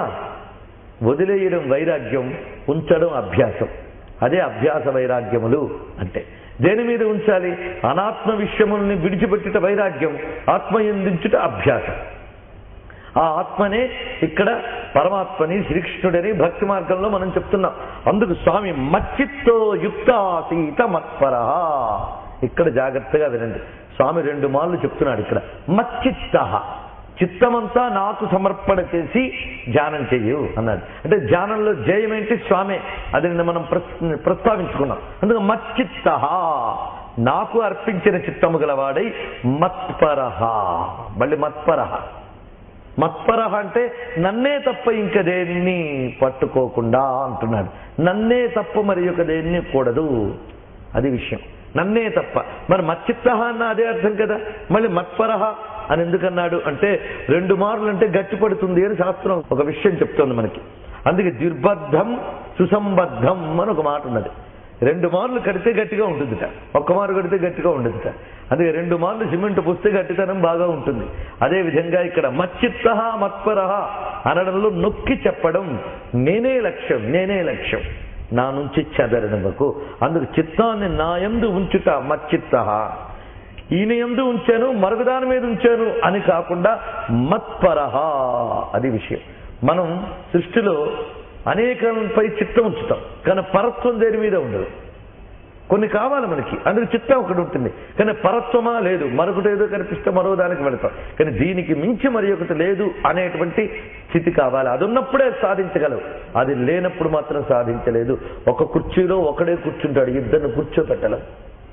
అందుకు మచ్చిత్త మత్పరః. ఆ చిత్తంలో ఆ స్వామినే కూర్చోబెట్టు. అందుకు ఇక్కడ జయ వస్తువు ఎదురుగా కనబడుతోంది అర్జునుడికి. మచ్చిత్త మత్పరః అని చెప్తున్నాడు. ఇది విశేషం. కనుక కృష్ణుని ధ్యానించుట, కృష్ణుని యందు చిత్తముంచుట, ఇది సరిపోయింది. కానీ జ్ఞానమని ఆత్మ అని వస్తువు చెప్తున్నావే నువ్వు అంటే బాగా గుర్తుపెట్టుకోండి, ఇందులో పరస్పర విరుద్ధమేమీ లేదు. వేదాంతులు ఆత్మని ఏదైతే చెప్తున్నారో భక్తుడు ఆయన్నే భగవంతుడు అంటాడు. ఇంకేం విషయం తేడా ఏమీ లేదు. అందుకే మచ్చిత్త మత్పరహ లాంటి శబ్దాలు చూసి భగవద్గీత ఎంత భక్తినే పరమముగా చెప్తున్నది అని వ్యాఖ్యానించిన భక్తాచార్యులున్నారు. అది కాదు జ్ఞానమే పరమంగా చెప్తున్నదని వేదాంతులు ఉన్నారు. ఏమిటి ఇందులో తీసుకుంటాం అంటే భక్తి మార్గగామి అది తీసుకోవాలి, వేదాంత మార్గగామి ఇది తీసుకోవాలి. రెండు నిజమే. ఈ రెండు ఎలాగూ అనేది సమన్వయం ఒక్కసారి చూసుకుంటే, నా యందు ఏది ఆత్మ చైతన్యంగా దీపించుతూ ఉన్నదో అదే విశ్వమంతా ప్రకాశిస్తున్నది అని తెలుసుకుని, నా యందు అనగానే నేనంటే ఏమిటో ముందు తెలుసుకుని, క్రమంగా శరీరాదులన్నిటి అతిక్రమించిన నేను ముందు పట్టుకుని ఈ నేనే అందరిలో ఉన్నది అని తెలుసుకుని ఎవడైతే పరిణమిస్తాడో వాడి జ్ఞానయోగి. అలా కాకుండా విశ్వమంతా ఎవడు సర్వవ్యాపకుడై ఉన్నాడో ఆ భగవానుడే నాయందు ప్రకాశిస్తున్నాడని తెలుసుకుని తన అహాన్ని ఆయనలో లీనం చేసేవాడు భక్తయోగి. ఎటు దిటైనా ఇటు దటైనా అంతా కలిసి ఒకటే విశ్వవ్యాపకమైనటువంటి ఈశ్వర చైతన్యంతో తాదాత్మ్యం చెందడమే అంతిమ లక్ష్యం. అది విశేషం. అందుకే మహీ మత్పరహ మచ్చిత్త అనే దానికి జ్ఞానపరమైన అర్థం ఇక్కడ చెప్పుకుందాం. భక్తిపరంగా మచ్చిత్త మత్పరహ అంటే ఆ పరమాత్మ యందు పరమేశ్వరుని యందు బుద్ధి నుంచుట, ఇందులో ఏ సందేహము లేదు. కానీ ఇక్కడ చెప్తున్నటువంటి ఆత్మ అనే పదార్థం వైపు ఆలోచిస్తే ఇంత చెప్తున్న ఈ భగవద్గీతకి సాక్షిభూతంగా ఒక్క ప్రాక్టికల్ ఎగ్జాంపుల్ చెప్తే మనకు అర్థమవుతుంది. ఇలాంటి యోగిని ఏ ఒక్కరినైనా చూపిస్తే కదా మనకి కరెక్ట్ అనిపిస్తుంది. మన దేశంలో కొదవలేదు. థియరీ ఎంత చెప్పగలమో దానికి ప్రాక్టికల్ ఎగ్జాంపుల్స్ అంతమందిని చూపించగలం. ఎందుకంటే ఈ దేశంలో ఋషులకి యోగులకి ఏనాడు కొదవలేదు. ఈ భూమే ఋషుల భూమి, ఈ భూమే యోగుల భూమి. అందుకు ఈ చెప్పిన వేదాంతానికి అంతటికీ ఒక ప్రత్యక్షమైన తర్కాణం ఎప్పుడూ కూడా కనిపిస్తుంది. అలాంటి ఈ ధ్యాన యోగానికి ఆరూఢ స్థితికి మచ్చిత్త మత్పరహ అనేటువంటి లక్ష్యాన్ని అందుకున్న మహానుభావులకి ఒక్క ఉదాహరణ రమణ మహర్షి. ఆయన్ని చెప్పుకుందాం. ఎందుకంటే అచ్చంగా ఇంకా మీకు తేలిగ్గా అర్థం కావడానికి నేను తీసుకుని చెప్తున్నాను. ఇదేదో జ్ఞానపరంగా చెప్తున్నాను అంటే మనకు కాదులే, మనం భక్తి మార్గం అనుకోవద్దు. మన ఇంకా అందులో ఆరూఢులమే అయితే బాధే లేదు, ఇది కాదను. ఇంకా తప్పటడుగులు వేస్తూ వెళుతున్న వాళ్ళమే అయితే జాగ్రత్తగా వింటే చాలు. ఆత్మకి పరమాత్మకి భేదం లేదన్న విషయం ఎంత తేలిగ్గా తేలుతుందో మీరు గమనించండి. ఇక్కడ మచ్చిత్తో యుక్త ఆసీత మత్పరహ అనడంలో అర్థం ఏమిటి? నాయందు చిత్తముంచి నా పరుడై అంటే ఇది అహం అనేదాన్ని తెలియజేస్తుంది. అహం అనే శబ్దమే, నేను అనేదే కదా నాయందు అని చెప్పబడేది. అందుకే నాయందు మనస్సుంచి అంటే అర్థం నువ్వు దేనిని నేను అంటున్నావో గమనించి ఆ నేను యందు నిన్ను చేర్చు. అది విషయం. ఆ నేను యందు నిన్ను చేర్చు. నేను యందు అనడాన్నే నా యందు అంటాం, అంతే కదండి. నేను యందు అనేది గ్రామటికల్లీ మిస్టేక్, కానీ అర్థం కావడానికి నేను చెప్తున్నాను ఇక్కడ నేను యందు అని అర్థం. అయితే ఇప్పుడు మనకు తెలిసింది నా యందే నన్ను ధ్యానించుకోమన్నాడు కనుక నా ఫోటో పెట్టుకుని నేను ధ్యానిస్తే అయిపోయిందిగా, లేదా అద్దంలో నన్ను నేను చూసుకుంటే అయిపోయింది కదా. అసలు రోజు మనల్ని మనమే ధ్యానిస్తున్నాం. ఇంకేమనుందా? నా కడుపు నింపుట ఎట్లు, నేను సుఖపడుట ఎట్లు, నా దేహం ఎట్లున్నది, దీనికి ఇంకెన్నెన్ని విధముల అందము తీర్చిదిద్దెదను, వచ్చిన వృద్ధాప్యమును ఎట్లు కప్పిపుచ్చెదను, ఇదంతా నా ధ్యానమే కదా. ఇంకా ప్రత్యేకించి నన్ను నేను ధ్యానించుకోవడం ఏంటి? చాలా అసంగతంగా ఉంది కదా. అసలు ఇక్కడ చాలా ఒక్క చిన్న వాక్యమే కానీ బాగా గుర్తుపెట్టుకోండి. నేను అనే స్ఫురణ ఏ పదార్థమునందు కనిపిస్తున్నదో ఆ పదార్థాన్ని ధ్యానించకు, ఆ నేను అనే స్ఫురణని ఏదో దాన్ని ధ్యానించు. అదే విషయం అర్థమవుతున్నది కదా. నేను అనే స్ఫురణ ఏ పదార్థమునందు కనిపిస్తున్నదో ఆ పదార్థమును ధ్యానించకు, ఆ స్ఫురణని ధ్యానించు అని చెప్తున్నాడు. నేను అనే స్ఫురణ అనగానే సృష్టిలో నేను అంటే ఫస్ట్ ఏం చూపించుకుంటాం మనం? నేను ఈ దేహాన్ని అయిందా? అక్కడతో అవదు. నేనండి చాలా పెద్ద పండితుణ్ణి, దేంట్లో సంస్కృతంలో, తెలుగులో తెలియదండి. సరే, అక్కడికక్కడికే నేను పండితుణ్ణి, లేదా నేను ఫలానా హోదా గలవాణ్ణి, నేను ఫలానా ఇంటి యజమానిని, నేను ఫలానా వారికి తల్లిని, ఇలా నేను నేను నేను నేను నేను ఎన్ని అయిపోయాయి మనకి. ఇవన్నీ ఊదేసి ఈ నేను అనేదాన్ని వేటిలో స్ఫురింపజేసుకుంటున్నావో అవన్నీ ఊదేసి ఒక్క నేను లాగి దాని ఎందు పెట్టన్నాడు. అది విశేషం. అంటే దేహాత్మ, ప్రాణాత్మ, బుద్ధ్యాత్మ వీటికి అతీతంగా ఉన్నవాడెవడు వాడిని పట్టుకో. అది కానీ పట్టుకుంటే ఆయన్ని పట్టుకున్నట్టే. అది ఎలా వచ్చిందండి రమణ మహర్షికి? రమణ మహర్షి గొంతు విప్పిన దగ్గర నుంచి అదే మాట, ఎవ్వరు వచ్చినా నేను తెలుసుకోని. అసలు ఇంత తేలికేంది, మీరు ఎందుకు తెలుసుకోలేకపోతున్నారన్నాడు. ఆయనకు అంత తేలిక అన్న విషయం తెలియడానికి కొన్ని 10 సంవత్సరాలు ధ్యాన యోగాన్ని అవలంబిస్తే గానీ ఆయనకు తెలియలేదు ఆ విషయం. అంత తేలిక అన్న విషయం ఆయన ధ్యానయోగం ద్వారా అందుకున్నాడు. మనకు చెప్తున్నవాడు అంత తేలిగ్గా అందుకోగలడా? అందుకు ఇక్కడ కొంచెం ఆలోచించాలి. ఆయన కూడా ఈ స్థితిని ధ్యానము ద్వారా సాధించారు, అంతేగాని పుస్తకాలు చదవలేదు, ఉపనిషత్ భాష్యాలు చదవలేదు. రమణ మహర్షి బాగా గుర్తుపెట్టుకోండి. మనకి లడ్డూ గురించి అన్నీ తెలుసు, అది ఎలా తయారు చేస్తారో దాన్ని, కానీ లడ్డు అని పేరు కూడా తెలుసు, లడ్డు రుచి తెలియదు మనకి. ఆ మహాత్ముడికి లడ్డు అనే వస్తువు ఉందని తెలియదు, దాన్ని చేసే తరీకా తెలియదు, దాని పేరు తెలియదుగా లడ్డు రుచి తెలుసు ఆయనకి. అది విశేషం. అందుకు బ్రహ్మము, ఆత్మ, ఈశ్వరుడు వీటి పదముల అర్థము ఉపనిషత్తుల భాష్యాలు అటు తిప్పి ఇటు తిప్పి గీతను అటు నుంచి ఇటు చదివి అంతదాకా వెళ్లకుండానే బ్రహ్మము యొక్క అనుభూతిని పొందిన మహాత్ముడు ఆయన. కారణం ఆత్మ సంయమ యోగము చేత ఆయన స్థితిని చేరుకోగలిగి గొంతు తెరిచిన వెంటనే ఆయన చెప్పిన మాట, తపస్సు అంటే ఏమిటి అని అడిగిన ప్రశ్నకు సమాధానం చెప్పాడు ఆయన. ఆ ప్రశ్న ఎటు పుట్టిందో అటు ప్రయాణించు అన్నాడు. ప్రశ్న ఎక్కడి నుంచి పుట్టిందో అటు ప్రయాణించడమే తపస్సు అంటే. ఆ మాట ఎక్కడి నుంచి వచ్చింది? వెళ్ళు. ఎవరు ప్రశ్నించారు? ఆ నేననేది శరీరమా, మనస్సా, బుద్ధ? ఒక్కొక్కటి వెళుతూ ఉంటే ఇవి ఎలిమినేట్ అయిపోతూ ఉన్నాయి కదా. అందుకే స్పర్శాన్ భాగ్యాన్ బహికృత్వ, అదే నేతి నేతి నేతి. అదేమిటో మాత్రం నువ్వు చెప్పలేవు, ఎందుకంటే చెప్పేది మళ్ళీ బయటకు వస్తే వాక్యే, అది నువ్వు చెప్పలేవు. ఇది కాదు అని చెప్పగలవు కానీ అదే అని నిర్ధారించలేవు. అదే ఆత్మవస్తువుట. అందుకే నిషేధవాక్యములతోనే వేదం నిన్ను ప్రతిపాదించగలదు. నారాయణ విధిగా నీ గురించి చెప్పలేదు అన్నారు. అంటే నారాయణుడు ఎటువంటి వాడు అంటే ఇటువంటి వాడు కాదు అని చెప్తుంది తప్ప అటువంటి వాడు అని చెప్పలేదు వేదం కూడా. ఎందుకంటే యతో వాచో నివర్తంతే, మాటకు కూడా అతీతుడు. దీని గురించి చెప్పాలంటే కన్ఫ్యూజ్ ఏమీ లేదు. ఎవడో నయాగరా జలపాతం చూసొచ్చి మీకు వర్ణించబోతే మీరు నయాగరా చూడలేదు, ఇంతవరకు ఫోటో కూడా చూడలేదు. వాడు చూసొచ్చి ఎంత బాగుందండి ఆ జలపాతం అని అంటుంటే అవునా అంటాను ఇలా కళ్ళు పెట్టుకుని. వాడు ఎంతో వర్ణిస్తాడు అనుభూతిని, కానీ అనుభూతిలో ప్రిసరంతా కూడా నీలో ఎక్స్ప్రెషన్ రూపంలో కనిపించదు. ఎందుకు? చూచాయిగా కూడా నువ్వు దాన్ని చూడలేదు. వాడు ఆ చూసిన అనుభూతంతో ఇప్పుడు త్రేన్పులా గుర్తు తెచ్చుకుని పరవశించి చెప్తున్నాడు. నీకేమీ అర్థం కాలేదు. ఎప్పుడో వాడు ఒక్క మాట అంటాడు, నేను చెప్పలేనయ్యా, చూసి తీరాల్సిందే అంటాడు. అంటే అర్థం అనుభవైక వేద్యమే. అదే త్యాగరాజ స్వామి వారు చెప్పారు, ఈలాగుని వివరింపలేను చాలా స్వానుభవైక వేద్యమే. స్వానుభవైక వేద్యమైన విషయం. అందుకే మయి మత్పరః మచ్చిత్తః అంటే నేను నేను నేనని వే పదార్థములు ఎందు స్ఫురిస్తుందో పదార్థముని కాక నేననే స్ఫురణని పట్టుకో. అందుకే ఆత్మజ్ఞానము, ఆత్మజ్ఞానం అంటే అర్థం ఏమనుకున్నారు? అది పరమాత్మ తర్వాత శ్లోకాల్లో ఇంకా వివరిస్తారు. ఆత్మ అంటే వ్యాపించున్నది అని అర్థం. ఆత్మ అంటే నేను అని కూడా అర్థం. అంటే నేను అనేది వ్యాపించింది అని అర్థం. అయితే నువ్వు నేను అని ఏదనుకుంటున్నావో అది వ్యాపించిందా ముందు ప్రశ్నించుకో. చాలా తేలిక. నేను ఈ శరీరము, ఇది ఎంత వ్యాపించింది?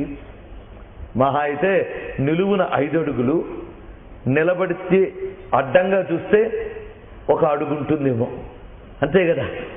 ఇది మన వ్యాపకత్వం, అంతకు మించి మరి ఇంకో వ్యాపకత్వం లేదు. మరి ఏంటి వ్యాపించినట్టు? ఇలా సృష్టిలో నువ్వు ఏది చూసినా వాడికి వ్యాపకత్వం లేదే. నేను అనుకుంటున్నవి ఏవి వ్యాపించి కనిపించట్లేదు. నువ్వు అనుకున్న నువ్వు కానీ, మరో మనిషి కానీ, కుక్క కానీ, పక్షి కానీ, సూర్యుడు కానీ, చంద్రుడు కానీ, ఇవన్నిటికీ వ్యాపకత్వం ఎక్కడున్నది అక్కడికక్కడే పరిమితి. అది నీకంటే పెద్ద శరీరాలు మరి కొంచెం పెద్దగా వ్యాపించాయి, కానీ వాటికి పూర్ణ వ్యాపకత్వం లేదే. కనుక నేను రాజుని, నేను పేదని, సూర్యుడిని పలకరిస్తే నేను సూర్యుణ్ణి, నేను చంద్రుణ్ణి అని అందరూ చెప్తారు. ఇలాగా భూతములన్నిటికీ కూడా పరిమితి ఉంది గనక నేను అని అవి ఆరోపించుకున్న వస్తువు నిజమైన ఆత్మ కాదు. మరి ఏదయ్యా ఆత్మ అంటే వీటన్నిటి యందు వ్యాపించిపోయి ఒకటి ఉంది, అది అపరిమితంగా వ్యాపించింది.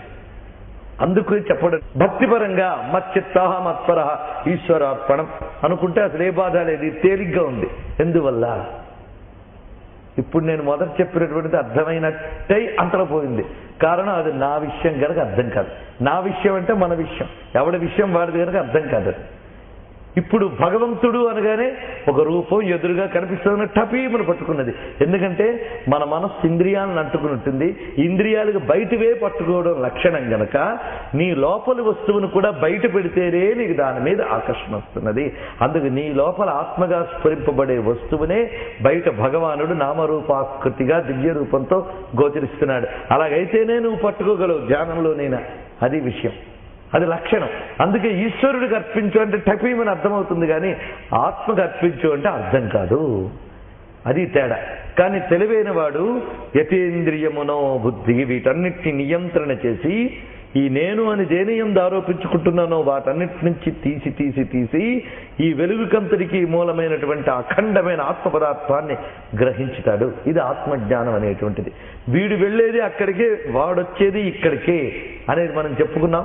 దీని గురించి ఒకప్పుడు చెప్పుకున్న ఉపమానమైన ఇప్పుడు ఇంకా బాగా అర్థమవుతుంది కనుక ఆ ఉపమానాన్ని చెప్పుకుందాం. రామకృష్ణ పరమహంస వద్దకు ఒక మహానుభావుడు వచ్చి, అయ్యా నేను మీ వద్ద ఉన్న శిష్యుల్లో ఇద్దరిని చూశాను. ఒకడు ఆత్మ గురించి మాట్లాడుతున్నాడు, దేవుడు భక్తి విషయం మాట్లాడట్లేదు. అలాగే అతను భక్తి మార్గం నిరసన అని కాదు, నువ్వు ఆత్మవు అది తెలుసుకో, అంతేగాని చివికిపోయేటువంటి దేహం నువ్వు కావు, ఉండి ఊడిపోయే ఊపిరివి నువ్వు కావు, వీటన్నిటినీ కూడా కదిలించగలిగే అఖండమైన ఆత్మవు అని ఉపనిషత్తు చెప్తుంటే నిన్ను నువ్వు కించపరుచుకుని ఈ దేహము నేను ఎందుకయ్యా అలా ఉంటావు, లే మేలుకో అని ఘోషించిన ఒక ఆయన ఉన్నాడు రామకృష్ణపురం శిష్యుల్లో. ఎవరాయన? వివేకానంద. ఆయన జ్ఞానయోగి. ఇంకొక ఆయన ఒక భక్తయోగి ఉన్నట్ట. ఆయన సర్వం ఈశ్వరమయం అని ఉన్నటువంటి వాడు. ఆయనకు సర్వం ఈశ్వరుడే కనబడుతున్నాడు, ఈయనకి సర్వం ఒకే ఆత్మ కనిపిస్తుంది. అంటే ఆయనకి ఈయనకి కూడా బయట ఉపాధుల యందు దృష్టి లేదు. ఆయన దేన్ని చూస్తున్నాడు?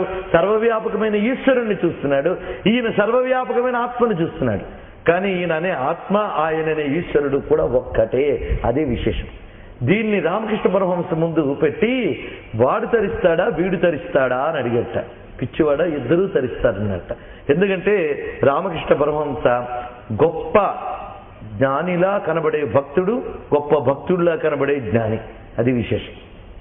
అందుకు ఆ పరమహంస ఏం చెప్పారంటే, ఈ తరించే విధానం 2 విధానాలు ఆయన అన్నాడు. ఎలాగో అంటే, ఒక పక్షిని ఒక గొలుసుతో బంధిస్తే ఆ పక్షికి ఏదో విద్య ఉందనుకోండి, లేదా ఒక 2 మనుషులను అనుకుందాం, అవి బాగా అర్థమవుతాయి మనము అంటే. 2 మనుషుల్ని గొలుసులతో బంధించారు. ఒక మనిషికి బాగా దృఢత్వం ఉంది.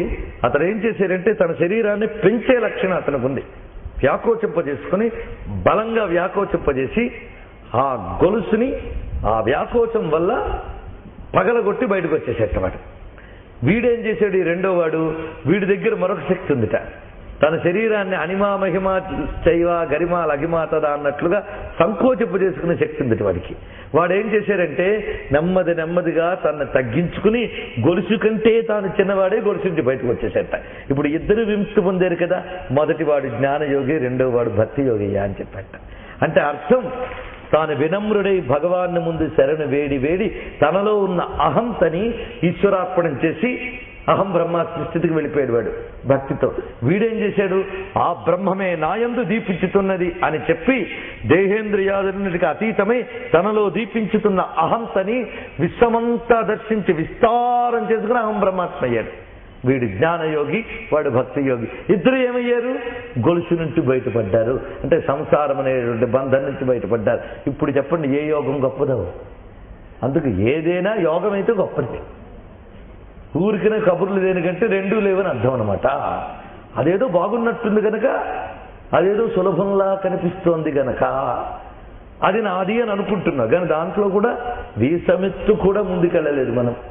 భక్తి యోగం అంటే సామాన్యమా అంటే అది ఇదే స్థితి. మచ్చిత్త మత్పరహ, అది గొప్ప విషయం. ఇక్కడ స్వామి భక్తి యోగాన్ని ప్రస్తావిస్తున్నాడు, అందులో సందేహం లేదు. మచ్చిత్త మత్పరహ, సర్వవ్యాపకుడైన సర్వేశ్వరుణ్ణైన నా యందు మనస్సు నుంచి నిగ్రహించుకో నీ యొక్క ఇంద్రియాలను. యుంజన్నేవం సదాత్మానం యోగి నియతమానసః. సదా ఆత్మానం, ఎల్లవేళలా తన మనస్సుని నిగ్రహించుకోవాలి యోగి. నియతమానసః, మనస్సుని నియమించుకునుట. దీన్ని నొక్కి నొక్కి చెప్తున్నాడు స్వామి, ఎందుకంటే అది ఇంపార్టెంట్ గనక. మనసు స్వాధీనమైన ఆ గనునకు మరి మంత్రతంత్రములేలా అన్నారు త్యాగరాజ స్వామి గారు. అది స్వాధీనమైతే ఇంకా మంత్రతంత్రం ఏముందయ్యా అన్నాడు. అందుకు మంత్రతంత్రం అక్కర్లేదండి, మనసు స్వాధీనమైతే చాలు అంటే ముందు మంత్రతంత్రంతో మనసు స్వాధీనం చేద్దాం, దానికోసం మంత్రాన్ని వినియోగిద్దాం, అప్పుడు అది స్వాధీనం అవుతుంది. అందుకు మనసు స్వాధీనమే అన్నిటికంటే గొప్పది. మంత్రానుష్ఠానం అన్నిటి యొక్క లక్ష్యం మనస్వాధీనం. మనస్వాధీనం వల్ల మనకు జరిగేటువంటి ముఖ్యమైనది యోగనిష్ట. యోగనిష్ట వల్ల యోగారూఢత్వ స్థితి లభిస్తున్నటువంటిది. అందుకు ఇక్కడ మనస్వాధీనమే ఆత్మ సంయమనం. ఈ విషయం త్యాగరాజ స్వామి మరొక తోడు చెప్తారు. మనసు నిల్ప శక్తి లేకపోతే మధుర ఘంట విరుల పూజేమి చేయు అన్నాడు ఆయన. మనసు నిల్ప శక్తి లేకపోతే మధుర ఘంట విరుల పూజేమి చేయు అన్నాడు. ఈ మనస్సుని ఎటో పంపించి ఇవి చేస్తే ప్రయోజనం ఏముందయ్యా? సోమిదమ్మ సొగసుకాండ్ర కోరితే సోమయాజి స్వర్గార్హుడవునా అంటాడు మరొక చోట. సోమయాజి గారికి స్వర్గం రావాలంటే సోమిదమ్మ పతివ్రత కొరుచుకుంటూ వస్తుంది. ఆమె సొగసుకాండ్ర కోరితే సోమయాజి స్వర్గార్హుడవునా. అందుకే మనస్సు నటవిటుల కొసగితే ఇంకా వాడేం మోక్షం పొందుతాడయ్యా అని కూడా త్యాగరాజ స్వామి వారు చెప్పారు. ఆ కారణం చేత మానస వనచర వర సంచారము నిలిపి మూర్తి బాగుగా పొడగనేవారు ఎందరో మహానుభావులు. అది విషయం. మానస వనచర, వనచర అంటే కోతిగాడు, ఇంకేమిటో కాదు. మానస వనచర వర సంచారము నిలిపి మూర్తి బాగుగా పొడగనేవారు. అందుకు దృష్టిని అక్కడ నిలిపేటప్పుడు ప్రాణాయామ పరత్వంతో ఏకాగ్రంగా భూమధ్యమునందు భగవన్మూర్తిని ధ్యానం చేయడం ఇక్కడ ముఖ్యమైనటువంటిది. అయితే నాసికాగ్రమ భూమధ్యమ అనగానే మళ్ళీ ఇక్కడ ఆ చోటు ఒకసారి ధ్యానించుకుని కనుబొమ్మల నడిమి ప్రాంతం ఎంత బాగున్నదా అని అక్కడ చూడటం అని కాదు అర్థం. మళ్ళీ అక్కడ బాహ్యమైపోతుందండి. అక్కడ అర్థం శంకరుల వారు చాలా చక్కగా అక్కడ బోధిస్తారు. ఏమిటంటే మనస్సుని భగవానుడిపై నుంచి అటు ఇటు చెదరనివ్వకుండా ఉంచడం అని చూపించారు. మరి ఒకటి ఏమిటంటే ఇక్కడ పూరక రేచకముల యొక్క ప్రక్రియ చెప్పి కుంభకము అని, పూరక రేచక కుంభకములు అని మనం శ్వాస నియంత్రించే పద్ధతి ఉన్నది. ఈ శ్వాస నియంత్రణ లేనిది అంటే ప్రాణ నియంత్రణ చేస్తే ప్రాణశక్తి పెరుగుతుంది. దేని శక్తి పెరగాలన్నా నిగ్రహం అనేది దానికి ఉండాలి. అది మనకు బాగా తెలుసు. కడుపులో జీర్ణకోశం బాగా పనిచేయాలంటే నిగ్రహం ఉండాలి, అవునా లేదా? ఎంత తినాలో అంత తినాలి, తింటే జీర్ణశక్తి పెరుగుతుంది. అతీకూడదు, మితీకూడదు. అలాగే ప్రాణశక్తి పెరగాలంటే ప్రాణాలని నిగ్రహించాలి, ప్రాణాలను నిగ్రహించాలంటే శ్వాస. అది విషయం. అందుకే ఆ విషయం కూడా మనకి ఇక్కడ నుంచి చెప్పబోతున్నాడు స్వామి. శ్వాస నియంత్రణ అనేది చాలా ముఖ్యం. శ్వాసను నియంత్రించితే మనస్సు నియంత్రించబడుతుంది. అందుకే భక్తి యోగ సాధనలో కూడాను ధ్యానం చాలా ముఖ్యం అనేవి జాగ్రత్తగా మననం చేసుకుని వాటిని అమలు పరుచుకుందాం. సర్వం నమో మహద్భ్యో ఋషిభ్యో గురుభ్యో నమః. భగవన్మయమైన సభా సదస్సుకి సవినయ నమస్సులు సమర్పణ చేసుకుంటూ భగవానుడు శ్రీకృష్ణ పరమాత్మ అనుగ్రహించినటువంటి ఉపనిషత్ సారభూత భగవద్గీత 6వ అధ్యాయాన్ని చెప్పుకుంటూ ఉన్నాం. ఆత్మ సంయమ యోగము, ధ్యాన యోగము, స్వరూప యోగము అనే 3 పేర్లున్నటువంటి అధ్యాయం ఇది. ఇక్కడి నుంచి చెప్పబోతున్నాడు స్వామి. శ్వాస నియంత్రణ అనేది చాలా ముఖ్యం. శ్వాసను నియంత్రించితే మనస్సు నియంత్రించబడుతుంది. అందుకే భక్తి యోగ సాధనలో కూడాను ధ్యానం చాలా ముఖ్యం. సంకీర్తనలు ఎన్ని చేస్తున్నా ధ్యానం కూడా సాధన చేస్తూ ఉండాలి. అంటే అవి కూడదని కాదు, ఇది కూడా జరగాలి దానితో పాటు అని. సంకీర్తనను కూడా ధ్యానంతో చేయొచ్చు. ఎందుకంటే సంకీర్తన చేసేటప్పుడు మనం ఒక రాగబద్ధమైన శబ్దాలను భగవత్ శబ్దాలను అంటున్నాం. రాగము అనేటువంటిది టైమింగ్ మీద ఆధారపడి శృతిలయలతో వెళుతూ ఉంటుంది. ఆ వెళుతున్నప్పుడు ఆ శబ్ద స్థానములు మనం గమనించినట్లయితే అవి కూడా సరిగ్గా మన యొక్క మూలాధార చక్రం నుంచి వివిధమైన స్పందనలతో కదులుతున్నవే. అందుకే సంకీర్తన కూడా గొప్ప మార్గమేనండి. ఎందుకన్నారంటే సంకీర్తన మార్గంలో మనం నిజంగా శ్రద్ధగా వెళ్ళగలిగినట్లయితే సంకీర్తన కూడా ధ్యానయోగంలోకి పరిణమిస్తుంది. ఎందుకంటే అది కూడా శ్వాసని నియంత్రణే చేస్తూ వెళుతుంది. అది భగవత్ శబ్దంతో చేయడం వల్ల మన యొక్క ప్రాణశక్తి యందు పరమాత్మని ఆవహింపజేస్తుంది. ఇదొక ప్రక్రియ. ఆ విషయం, ఆ టెర్మినాలజీ తెలియకపోయినా సంకీర్తన మార్గగాములు కూడా మోక్షాన్ని ఎందుకు పొందగలుగుతున్నారు అంటే వాళ్ళకి తెలియకుండానే వారు ఈ ప్రాణాయామ శక్తిని ఉపాసిస్తున్నారు సంగీతమునందు. అందుకే నాదసుధారస పానము చేసి అని త్యాగరాజ స్వామి వారు చెప్పారు. ఆ నాదోపాసనచే శంకర విధిముఖులరే అని మరొక కీర్తన చెప్తారు. సంకీర్తన మార్గం కూడా నాదోపాసనగా వెళ్ళినప్పుడు నాదం ప్రాణాధారం. ప్రాణ అనల సంయోగముచే ప్రణవనాదం సప్తస్వరములై వరగే అన్నారు. కనుక సంకీర్తన కూడా శ్వాస నియంత్రణ కోసం చెప్పబడుతున్నది. ఇవన్నీ కూడా అందుకు శ్వాసను నియంత్రించుట అనే చెప్పబడింది. మనస్సు నియంత్రించబడాలంటే ముందు శ్వాసని నియంత్రించాలి. అందుకే ఈ రెండు కలిపి సాగుతుంటాయి. అంతేకాదు మంత్రజపం కూడా ధ్యానం కావాలి అంటే ఇదొక ప్రక్రియ. చాలా మందికి సాధనగా పనికొస్తుంది కనుక ఈ విషయం చెప్తున్నాను నేను. భగవన్ నామాన్నైనా శ్రీరామ, శ్రీకృష్ణ, శివ ఏదో ఒక నామాన్ని మనం తీసుకుని అది అంతరంగంలో మౌనంగా అనడం మొదలు పెడితే శబ్దం మనకు తెలియకుండా ఉచ్చారణ జరుగుతూ ఉంటుంది. ఏ శబ్దం పలకాలన్నప్పటికీ కూడా ప్రాణశక్తి పనిచేయాలి. అప్పుడు మనం ఊపిరి తీస్తూ ఆ నామాన్ని పూర్తిగా అని, ఊపిరి నిలిపి అని, ఊపిరి వదులుతూ అంటే మనం ప్రాణాయామము మంత్రము కలిపి చేసినట్లయింది. అలా చేసినప్పుడు జపము ధ్యానం ఒకటవుతుంది. ఇది విశేషం. అలాగే శ్వాసయే నీ మంత్రం అవ్వగలిగితే అది కూడా మోక్షానికి తీసుకువెళుతుంది. తద్దేవతా తాదాత్మ్య స్థితిని నీకు తీసుకువెళుతుంది. సాన్నిధ్య స్థితికి మించిపోతుంది. అది సాయుధ్య స్థితి. అది ఆ స్థితికి తీసుకువెళ్ళగలుగుతుంది. ఒక యోగి హిమాలయ పర్వత ప్రాంతాల వద్ద వెళుతూ ఉన్నట్ట. అక్కడ గుహలో గాయత్రి మంత్రం వినిపిస్తుందట. ఏమిటా అని వెళ్ళి చూస్తే అక్కడ ఒక సిద్ధుడైన యోగి కూర్చున్నాడు. ఆయన బయటికి ఏమి ఉచ్చారణ చేయడం లేదు. ఆయన చుట్టూ ఉన్న వాయుమండలంలో గాయత్రి మోగుతుందట. ఎందువల్ల అంటే అర్థం అతడి శ్వాస గాయత్రి అయిపోయింది. ఆ విడుస్తున్న ఊపిరి ఉన్నదే ఆ చుట్టూ ధ్వనిస్తోందట. ఆ స్థితి ఎలా వచ్చిందంటే మన ఊహకు కూడా అందుదండి. అదండి అటువంటి స్థితికి వెళ్ళగలిగాడు అతను. ఇలాంటిదే మనకి ఒక మహానుభావుడు అక్కడ ప్రయాగలో గంగా తీర్థం వద్ద పడుకున్నట్ట. ఇటు సాధకుడైన ఒక యోగీశ్వరుడు గంగలో స్నానం చేసి రామమంత్ర జపం చేసుకుంటూ సాధన చేస్తున్న కొత్తల్లో ఎలా ఉంటుందంటే ప్రపంచమంతా చెడిపోతుంది, మనమే బాగుపడుతున్నాం అనిపిస్తుంది.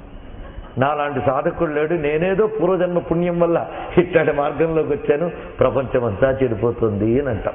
కానీ సాధన మొదలుపెట్టి తిరుగుతూ ఉంటే నన్ను మించిన మహానుభావులు ఎందరున్నారో అని సిగ్గుపడి సాధనలో ఎంత వెనక్కున్నామో తెలుస్తుంది. అలాగా స్వయంగా ఒక సిద్ధుడైన సాధకుడు రాసుకున్న అనుభూతిది.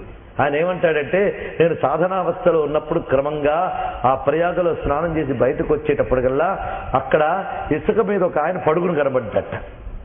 ఆయన దగ్గరికి వెళ్ళి అలా నిద్రపోయే బదులు ఏ రామా రామా రామా అని జపం చేసుకోవచ్చు కదా అన్నట్ట. ఇలా రా అని పిలిచేట. ఆయన పిలిచి ఏది చెవి ఇటితే అన్నట్ట. ఆయన చెవి తెస్తే తన చెయ్యి పెట్టాట. చెయ్యి పెడితే రామ రామ అనే ధ్వని వినబడిందిట.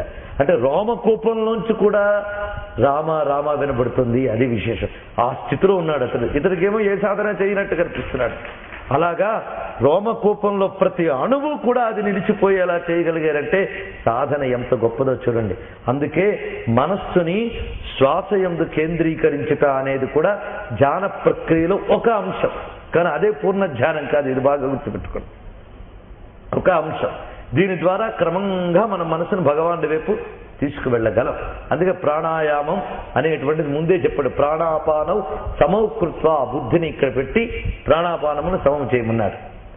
ఒక అతడికి ఒక అల్లావుద్దీన్ అద్భుత దీపం లాంటిది దొరికింది ఎక్కడో పొరపాటున. దాన్ని బట్టి సాధన చేశాడు. సాధన చేయగానే భూతం వచ్చింది. ఆ భూతం చాలా చిత్రంగా ఉంది. అది ఎప్పుడు పెడితే అప్పుడు ఆయన దగ్గరికి రావడం, నాకేదైనా పని చెప్పు, నాకేదైనా పని చెప్పు. పని చెప్తావా లేదా ప్రాణం తీస్తాను అందుట. ఎందుకంటే అది బద్ధక భూతం కాదు. అది తన చేతి నిండా పని ఉండాలి. ఆయన చూసాడు, ఇది నన్ను వదలదు, నేరక పట్టుకుందిరా బాబు అన్నాడు. పోనీ దీపం ఎక్కడా పారేసినా అంటే ఈ దీపం ప్రత్యేకత వేరుట. ఒకసారి ఎవడు రుద్దాడో వాడినే అంటుపెట్టుకుంటుందిట భూతం. అలా నేను ఎప్పుడు నీ దగ్గర ఉంటాను కానీ పని చెప్పన్నట్ట. ఎన్నో పనులు చెప్పేట. ఏమన్నా ఇల్లుడు అన్నాడు మొదట, బాగుంది. ఊడిచి ఇంకేం పని చెప్పనట, మరో పని చెప్పాడు. ఆఖరికి పని చెప్పడానికి వీడి పని లేదు. చుట్టూ చూశాడు, పని చెప్పకపోతే ప్రాణం తీస్తానండి. అది ఇలాంటి భూతాలు కూడా ఉంటూ ఉంటాడు. పెద్ద శాస్త్రం. చెట్టు చివరికి విసిగిపోయి ఒక తాటి చెట్టు చూపించి ఆ చెట్టెక్కి దిగు అలా చెట్టెక్కి దిగుతూ ఉండి అదే నీకు పని అన్నట్ట. ఇంక దాని పని అదే, మరో పని లేదు. చెట్టు ఎక్కడం దిగడం. అలాగే ఈ మనస్సు అనే భూతం ఉందే, దీన్ని మనం కట్టి పెట్టాలి అంటే చెట్టెక్కి దిగు అంటే ఉచ్ఛ్వాసని శ్వాసాన్ని నియంత్రిస్తూ గమనిస్తూ వెళ్ళు. ఈ చెట్టెక్కి దిగుతూ ఉంటే ఈ భూతం అలసి బొద్దికగా బుద్ధిగా కూర్చుని అసలు పనిలో లయమై గొడవలు పెట్టదు మనల్ని. అది విశేషం. అందుకు మనస్సు అనే భూతాన్ని నియంత్రించడానికి శ్వాస నియంత్రణ అనేది అంత చక్కగా పనిచేస్తుంది. ఆ కారణం చేతనే ఇక్కడ నియతమానసః అని వివరిస్తూ ఉన్నారు. శాంతిం నిర్వాణ పరమాం మత్ సంస్థాం అధిగచ్చతి. మత్ సంస్థాం అధిగచ్చతి. ఈ విధంగా ఎవడైతే ధ్యానయోగ పరాయణుడయ్యాడో వాడు నా స్థానాన్ని పొందుతున్నాడు అన్నాడు. అంటే వాడికి నా సీట్ ఇచ్చేస్తాను అన్నాడు కృష్ణుడు. మత్ సంస్థ అంటే అర్థం ఏమిటి? ఆయన వేరు, ఆయన సంస్థ వేరు కాదు, సంస్థే ఆయన. అందుకే సంస్థానస్థానదో ధ్రువ అని చదువుకుంటున్న విష్ణు శాస్త్రంలో. సంస్థాన ఆయనే సంస్థానం, సమ్యక్ స్థానం సంస్థానం. అంతేగాని అల్లదో పీఠం అండి, ఇదో సంస్థానం అండి, ఇదో సంస్థ అండి, ఇదో సంఘం అండి అని కాదు. ఇక్కడ మత్ సంస్థ చాలా గొప్ప విషయం. అది సంస్థ అనే మాట సామాన్యమైన విషయం కదండి. మన అసోసియేషన్ అనే దానికి పర్యాయపదంగా వాడుతున్నాం. కానీ సంస్థ అనేది ఒక ఫిలసాఫికల్ టర్మ్, చాలా గొప్ప మాట. అది సంస్థాన స్థానదో ధ్రువ. సంస్థానం అది విష్ణువు నామం. అది సంస్థానం అనేది ఆయన యొక్క పేరుట, అది విశేషం. సమ్యక్ స్థానం సంస్థానం. ఏది సమగ్రమైనటువంటి ఉనికో అది ఉనికి అని అర్థం. అంటే సత్ అన్నమాట. చెదరనిది, శాశ్వతమైనది, సచ్చిత్ ఆనందమయమైనటువంటి ఏ పరంధామము ఉన్నదో ఆ పరంధామమే పరమాత్మ. అదే సంస్థానము. అది ఎవరివ్వగలరు? ఆయనే ఇవ్వగలడు. స్థానదో అది ఇస్తాడు. ఆ ఇచ్చాడండి కానీ అక్కడి నుంచి తోసేసాడండి అంటే తొయ్యట. ధ్రువ శాశ్వతం. అందుకే సంస్థాన స్థానదో ధ్రువ అని మనకి చక్కగా చెప్తున్నది విష్ణు శాస్త్రం. అదే మత్ సంస్థ అన్నాడు. అదే నా యొక్క స్థానము, నా యొక్క స్థానాన్ని చేరుకుంటాడు అతడు అన్నారు. మళ్ళీ నా యొక్క స్థానం అంటే గొడవ వచ్చిందండి. నా యొక్క అంటే అర్థం నేను నేను నేను నేను నేను అంటున్నావే, ఆ నేను యొక్క అసలు స్థితి ఏదో అది మత్ సంస్థ. అది విశేషం. నేను అనే స్ఫురణ ఎక్కడిది? చైతన్యం అంటూ ఉంటేనే కదా నేనని అనగలుగుతున్నావు. దేహం ఉంటే నేననట్లేదు, బాగా గుర్తుపెట్టుకో. చైతన్యం ఉంటేనే నేననేది స్ఫురణలో ఉంది. ఎందుకంటే నీకు దేహ స్పృహ లేనప్పుడు కలలో నేను అనే స్ఫురణ ఉన్నది, అవునా లేదా? అక్కడ మనస్సులో నేననే స్ఫురణ. ఈ మనస్సు కూడా లయం చెందిపోయిన తర్వాత సుషుప్తి అవస్థలో కూడా నేనుంది. కానీ అక్కడ నేను అనేదాన్ని మాయ ఆవరణ రూపంలో కప్పేసింది కనుక చెప్పట్లేదు అక్కడ. కానీ పొద్దున్న లేచాక గాఢ నిద్ర పట్టిందండి, ఒళ్ళు మరిచి నిద్రపోయాను, కల కూడా రాలేదు అంటే అర్థం ఆ అనుభూతి ఏదో నీకు ఉందన్నమాట. అంటే అక్కడే నేనున్నది కనుక దేహాన్ని ఆశ్రయించడం లేదు నేను అనేది. లేకపోతే మరణించినటువంటి శరీరం నేను అనదే అంటే అర్థం నేను శరీరానిది కాదు అని నీకు తెలుస్తుంది. ఈ శరీరం కదలడానికి, మనస్సు కదలడానికి కూడా ఏ చైతన్యం మూలమో అది నేనుకు మూలము, అది చెప్పడం. అందుకు ఆ చైతన్యాన్ని నువ్వు తెలుసుకో. అది తెలుసుకున్నావా ధన్యుడివి. అందుకే ఎక్కడో లేదయ్యా ఆత్మ పదార్థం నీలోనూ ఉన్నది. అందుకు అది మరిచిపోయి ఎక్కడో ఉందనుకుంటావేమిటి? మొదలుండ కొనలకు మోచి నీరు పోయనేల ఎదలో నీ ఉండగా ఇతరములేలా అన్నాడు అన్నమాట. మొదలు ఉండ కొనలకు మోచి నీళ్లు పోయనేల ఎదలో నీ ఉండగా ఇతరములేలా. కనుక నీ హృదయంలో దీపించుతూ నీ శరీర చైతన్యాన్ని, మనస్ చైతన్యాన్ని, ప్రాణ చైతన్యాన్ని, బుద్ధి చైతన్యాన్ని కూడా నడిపేటటువంటి వాడే సర్వజీవుల హృదయంలో ఉన్నటువంటి వాడు. అందుకే సుహృదం సర్వభూతానాం, అది అంతరార్థం ఇక్కడ తెలుసుకోవడం. సుహృదం సర్వభూతానాం కనుక భగవానుడు అనేది ఎక్కడో బయట వస్తువు కాదయ్యా, నీ లోపలి వస్తువు. మొదట నీకు అనిపిస్తాడు, నీ లోపల ఆయన ఉన్నాడు అనుకుంటావు, మనస్సునట్టు తిప్పుతాం, అందులో లీనం చేస్తాం. తర్వాత నీ లోపల ఆయన ఉన్నాడని కాదు, నీవే ఆయనై ఉన్నాడు అని తెలిసి లీనమైపోతావు. అది అవస్థ. అందుకు నియందు చూడు, మత్ సంస్థాం అధిగచ్చతి. అందుకే కృష్ణుడు ఇక్కడ మత్ సంస్థ, ఎక్కడ మత్ అంటే నా యొక్క అనే స్థానం ఉన్నదో, నా యొక్క స్థానం ఏది? నేనే కదా. నా యొక్క స్థానం నేను. ఆ నేను యొక్క అసలు సంస్థానం ఏది? హృదయమే నేనుకి అసలు స్థానం. అందుకు భగవానుడు ఎక్కడున్నాడంటే హృత్పుండరీకాంతర సన్నివిష్టం స్వతేజసా వ్యాప్త నభోవకాశం అతీంద్రియం సూక్ష్మం అనంతం ఆజ్యం ధ్యాయేత్ పరానందమయం మహేశం. ఇది ఉపన్యాసంతో అర్థమవుతుందా? నాయమాత్మ అప్రవచరేణ లభ్య. ప్రవచనంతో దొరకదు ఆత్మ, ధ్యాన మార్గంతో. అందుకే నాస్తి ధ్యాన సమం తీర్థం, నాస్తి ధ్యాన సమం తపః, నాస్తి ధ్యాన సమో యజ్ఞ, తస్మాత్ ధ్యానం సమాచరేత్ అని శివపురాణంలో శివుని వచనం. అందుకే ధ్యానానికి మించినటువంటి తీర్థము లేదు, ధ్యానానికి మించిన తపస్సు లేదు. మత్తు సంస్థ అర్థమయ్యేది ఉపన్యాసం వల్ల, లాజిక్కుల వల్ల, తర్కాల వల్ల కాదయ్యా. నువ్వు ఇప్పుడు చెప్పిన దాన్ని అమల్లోకి పరుచుకుని స్థూలేంద్రియ సూక్ష్మేంద్రియాలకు అతీతంగా అత్యంత సూక్ష్మమై నేను అనే స్ఫురణకి ఏది అధిష్టానమో ఆ చైతన్యంతో తాదాత్మ్యం, అదే పరమేశ్వరుడు, వేరేది కాదు. అందుకే నీలో ఇంద్రియాదులకు అతీతంగా ఉన్న ప్రత్యేగాత్మయే పరమాత్మ. అది విశేషం. అది తెలుసుకోవడానికి మత్ సంస్థామధిగచ్చతి అని చెప్పి మళ్ళీ సాధనాపరమైన ప్రక్రియల్లో నాత్యస్నతస్తు యోగోస్తి నచైకాంత మనస్నత నచాతి స్వప్నశీలస్య జాగ్రతో నైవ చార్జున యుక్తాహార విహారస్య యుక్తచేష్టస్య కర్మసు యుక్త స్వప్నావబోధస్య యోగో భవతి దుఃఖః. ధ్యానయోగం ఏమాత్రం కూడా సాధన చెయ్యని వాడికి ఆత్మ విషయంపై చెప్తే వాడు స్థిరంగా కూర్చోలేడు, బుద్ధి నిలపలేడు, వాడికి విషయం అర్థం కాదు. ఎందుకంటే నువ్వే అని లోపలికి చూపిస్తే తెలియట్లేదు, బయట వస్తే వస్తున్నది. అందుకు సాధనావస్థలో ఇంకా కొన్ని భూమికలు ఉన్నాయి, అవి జాగ్రత్తగా ఇక్కడ గమనించాలి. అతిగా తినరాదు. నాత్యస్నతస్తు యోగోస్తి, అతిగా తినరాదు. అలాగని అసలు తినకుండా ఉండరాదు. నచైకాంత మనస్నత. ఇక్కడ భగవానుడు ధ్యానయోగానికి 2 పేర్లు మళ్ళీ పెడుతున్నాడు. యోగం అంటేనే ధ్యానయోగం అంటున్నాడు, ఎందుకంటే ప్రస్తుతం సబ్జెక్ట్ అది గనక. ఏకాంత అన్నాడు, అంటే యోగము అంటే ఏకాంతము అని అర్థం. ధ్యానయోగానికి మరొక పేరు ఏకాంత యోగము. తరింపజేయడానికి ఏదయ్యా గొప్ప విశేషం అంటే ఐకాంతిక భక్తి అన్నాం. ఐకాంతిక భక్తి అంటే ధ్యాన యోగంతో నిశ్చితమైన భక్తియే ఐకాంతిక భక్తి. ఎందుకంటే భగవానుడు ఏకాంత అనే మాట ఇక్కడ వేశాడు. ఏకాంత యోగం అంటే ధ్యాన యోగం. భగవానుడు మనమే తప్ప మరేమీ లేని పరిస్థితి ఏకాంతం. ఆ ఏకాంత స్థితిని కోరుకునే వాడికి ఉండవలసిన 2 లక్షణములు: అతిగా తినరాదు, అసలు తిండి మానేయరాదు. అందుకు బాగా తినడము పనికిరాదు, తిండి తగ్గించడము పనికిరాదు. కొంతమంది విషయంలో చాలా పొరపాటు పడతారు. అదేమిటంటే అతిగా తినడం అంటే ఎక్కువ తినడం అనుకుంటారు. అరిగినంత తినడం, శరీరానికి పోషణంత వరకు అంత తినడం. అంతేకాదు, అతి అంటే అర్థం రుచికి ప్రాధాన్యాన్ని ఇచ్చి తినడమే అతి తిండి అంటే అర్థం. రుచికి ప్రాధాన్యం ఇచ్చి తామసిక ఆహారాన్ని, రాజసిక ఆహారాన్ని అతిగా తీసుకుని వెళ్ళడం అన్నది అది అతి. అలా కాకూడదు. అలాగే కొందరు తిండి మానేసి కూర్చుంటారు.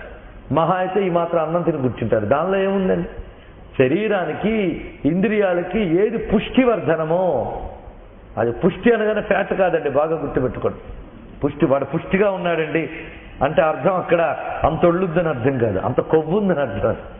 కొవ్వు వేరు, పుష్టి వేరు. పుష్టి అంటే శక్తి అని అర్థం. శక్తిమయంగా వాడు ఉండాలి. ఆ పుష్టి ప్రతి ఇంద్రియానికి ఉండాలి. ఇంద్రియాలు పుష్టిగా ఉంటేనే కానీ ధ్యానయోగం సిద్ధపడదు. కొంతమంది ఇంద్రియాలు ఏవి పనిచేయని దశకు వెళ్ళిపోయి ఇంకెలాగూ ఏవీ చేయలేం కనుక ధ్యానం చేద్దాం. ఏవీ చేయలేని వాడు ధ్యానం చేయలేడండి. ధ్యానయోగంలోకి ఎవడికి ప్రవేశమో తెలుసా? ఎవడు దృఢిష్ట బలిష్ట అవుతాడో, ఎవడు మానసికంగా ఆరోగ్యవంతుడో, ఎవడు శారీరకంగా ఆరోగ్యవంతుడో వాడే ధ్యాన యోగంలోకి ఎంట్రీ ఉన్నటువంటి వాడు. అంతేగాని ఎముకలు కుళ్ళిన వయస్సు మళ్ళిన సోమరులారా అన్నాడే ఆయన. ఆ తర్వాత మనం అనొద్దు, విప్లవాదులు అనొచ్చు. ఆ విప్లవ కవిత్వంలో చెప్తూ వాళ్ళు అలా ఉండండి, నెత్తురు మండే శక్తులు నిండే సైనికులారా రా రండి అన్నాడే. ఆ మాట ఉపనిషన్మాత చెప్పింది, వీళ్ళు చెప్పడం ఏంటి?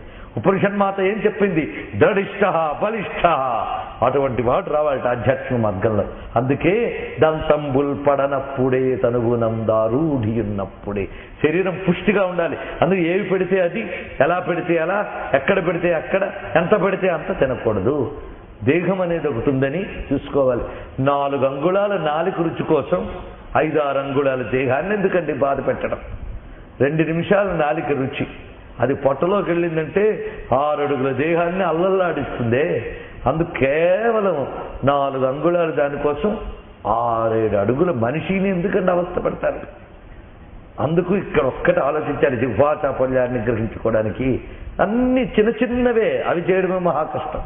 ఆ 4 అంగుళాల నాలుకపై 2 నిమిషాల సుఖం కోసం మనం చేస్తున్నవి ఎంత కష్టపడతామో ఈ దేహాన్ని. పాపం ఈ అతి అనేటువంటిది దేనికి అతి కూడదు. భగవానుడు ఇచ్చిన దీనిలో కూడా ఎక్స్ట్రీమ్ కూడదు. అందుకే బ్యాలెన్సే యోగం. యోగం అంటే మరేమిటో కాదు, బ్యాలెన్స్. ఏది కూడాను దేనికి ఎంత ప్రయారిటీ ఇవ్వాలో జీవితంలో అది తెలియడమే యోగం. కర్మ చెయ్యాలి, కానీ ఏది ఎంతో అంత. స్వామి వాటినే ఇక్కడ వివరిస్తున్నాడు.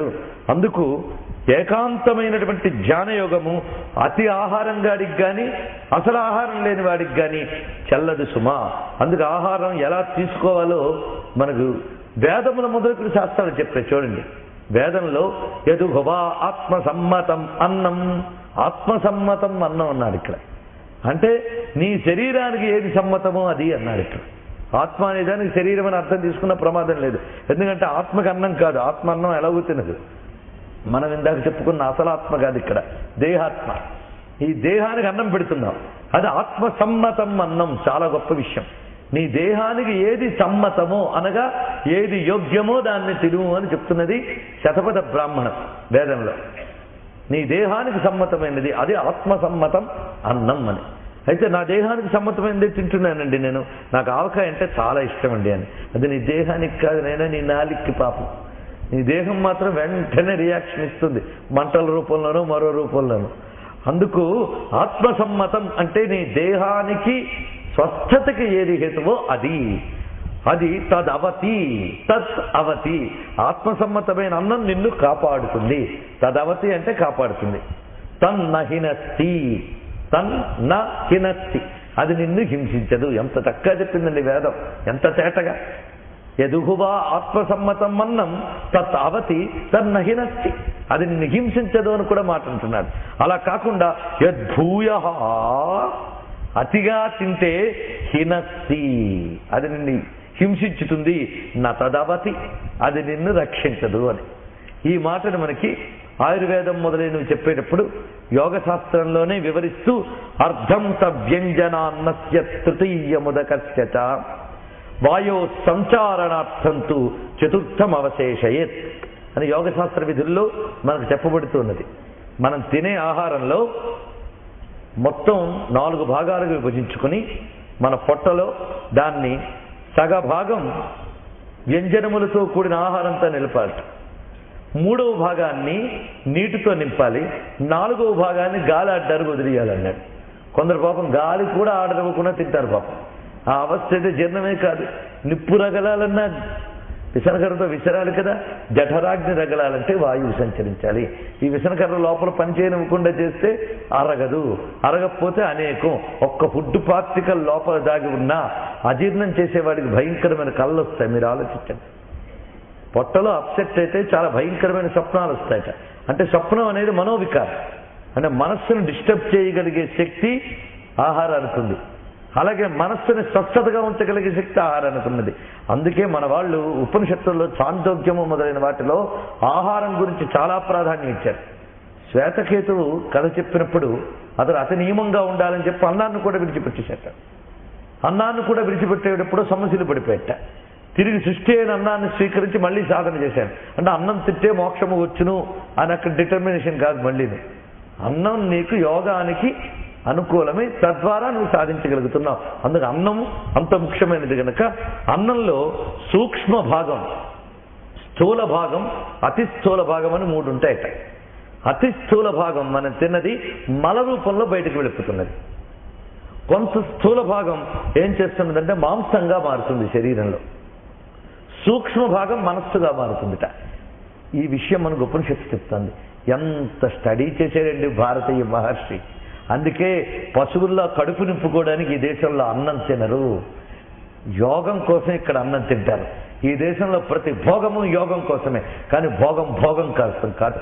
అందుకు మనకు టేబుల్ మేనర్స్, భోజనాల మేనర్స్ కాళ్ళు వేళ్లాడేసుకు తినే దేశాలు వాళ్ళు చెప్పక్కర్లే. మనకి మఠం వేసుకుని అన్నాన్ని దేవతలా భావన చేసి దాని యందు బ్రహ్మభావాన్ని ఆరోపించుకుని స్వీకరించే పవిత్ర సంస్కార నాగరిక దేశంలో పుట్టాం మనం.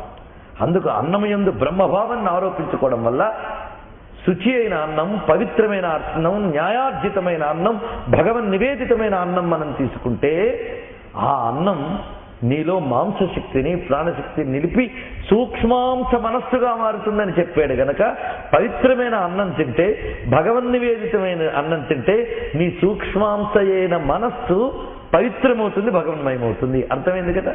అదే అపవిత్రమైన అన్నం తిని కూడని విధంగా ఆరగిస్తే నీ మనస్సు కూడా అపవిత్రమై కూడని విధంగా తయారవుతుంది. దానికి ఎంత చెప్పినా దురాలోచనలు వస్తూనే ఉంటాయి. అంతే. మనం ఏం చేస్తామండి? ఉప్పుగడ్డకి ఎంత మనం ప్రయత్నించినా దాని నుంచి పంచదార తయారు కాదు. దాని స్వాభావిక లక్షణం అయిపోయింది. అందుకే మనస్సుని అన్నము ద్వారా మనం కలుషితం చేయరాదు. కనుక మనోనిర్మాణంలో అన్నం ప్రాధాన్యం అంత ఉన్నది. అందుకే సాత్వికమైన అన్నాన్ని, ఈశ్వర నివేదితమైన అన్నాన్ని స్వీకరించడం చాలా అవసరం. అది మితంగా, హితంగా, ప్రియంగా, స్వాదువుగా అలాంటి ఆహారాన్ని స్వీకరించాలి. అలాగే నాచాతి స్వప్నశీలస్య జాగ్రత్తో నైవతార్జున. స్వప్నము అంటే అర్థం నిదుర అనర్థం. స్వప్నము అంటే నిద్రించడం. అతి స్వప్నశీలస్య అంటే ఎక్కువ నిద్రపోయేవాడు, వాడి పని అది తినడం, పడుకోవడం. ఆ ఎక్కువ నిద్రపోయేవాడు యోగం రాదు. అలాగే నిద్ర మానేసి అలా కూర్చున్నాడో వాడికి యోగం రాదు. ఎందుకంటే కంటికి, కడుపుకి ఈ రెండిటికి చాలా జాగ్రత్తగా ప్రాధాన్యం ఇవ్వాలి. కొందరు పాపం వాటిని పోషించడమే ప్రధానం అనుకుంటారు. అది పోషణ కాదు, అక్కడ సాధనగా మలచుకోవడం అనేటువంటిది. అందుకు వాటికి ఎంత ఇవ్వాలో అంత ఇవ్వాలి. కంటి నిండా నిద్ర అనేది ఇక్కడ ఎంత అన్నం తింటే దానికి దగ్గర నిద్ర ఉంటుంది. అతిగా తిన్నవాడికి ఎప్పుడూ నిద్రే, మితంగా తిన్నవాడికి మితమైన నిద్రే. అందుకే యోగి అయిన వాడి నిద్రా సమయం తగ్గుతుంది, కానీ నిద్ర లేమితనం మాత్రం కూడదు. నిద్ర లేమితనం వల్ల అసలు మనస్సు నిలవదు. ఇంద్రియాలన్నీ కూడా బలహీనమై మనస్సు నిలవదు.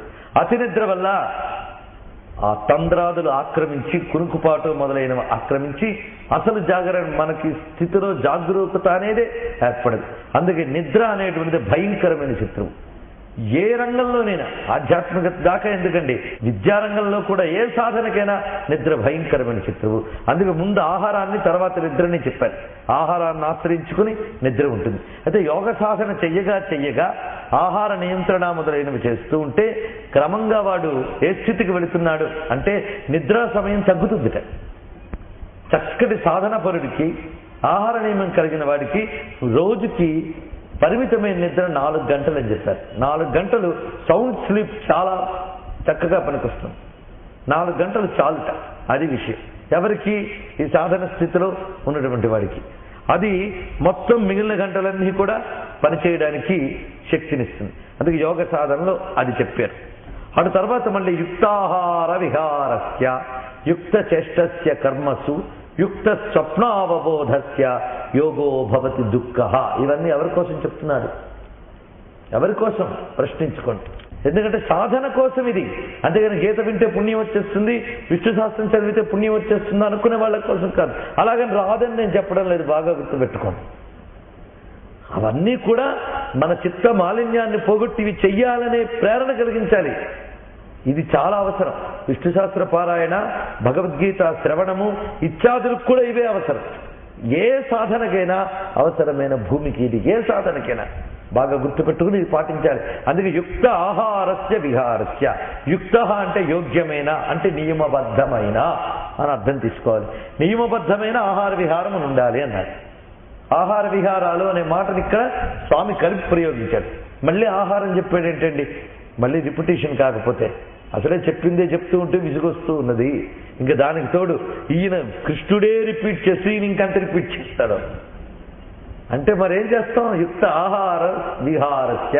ఆహార విహారముల యందు యుక్తత్వం ఉండాలి అని చెప్తున్నాడు. ఇక్కడ నియమబద్ధం ఉండాలి. ఇక్కడ విషయం ఏంటంటే ఆహారము అనగానే మళ్ళీ అన్నము అని తీసుకోరాదు. ఆహ్రియతే ఇది ఆహార. బయట విషయములన్నీ నువ్వు తీసుకుంటున్నావు, అవన్నీ అవసరమే. గాలి పీలుస్తున్నావు, ఇది అవసరమే. దాన్ని నియంత్రించు, అది విషయం అన్నమాట. గాలిని కూడా నియంత్రించాలి అంటే ప్రాణాయామ ప్రక్రియ ద్వారా. ఎప్పుడు నియంత్రణకి ఒక్క క్షణం కూడా ప్రయత్నించకుండా ఎలా పెడితే అలాగా గాలితో పాటు బతికేస్తూ, వీటినే గాలిబాటు బతుకులు అంటారు. అయ్యో ఒక్కసారి కూడా నేను ఈ ధ్యాన మార్గం వైపు రాలేదే, వాయువుని నియంత్రించలేదే, ఆ పరమాత్మ నాకు ఎలా లభిస్తాడు?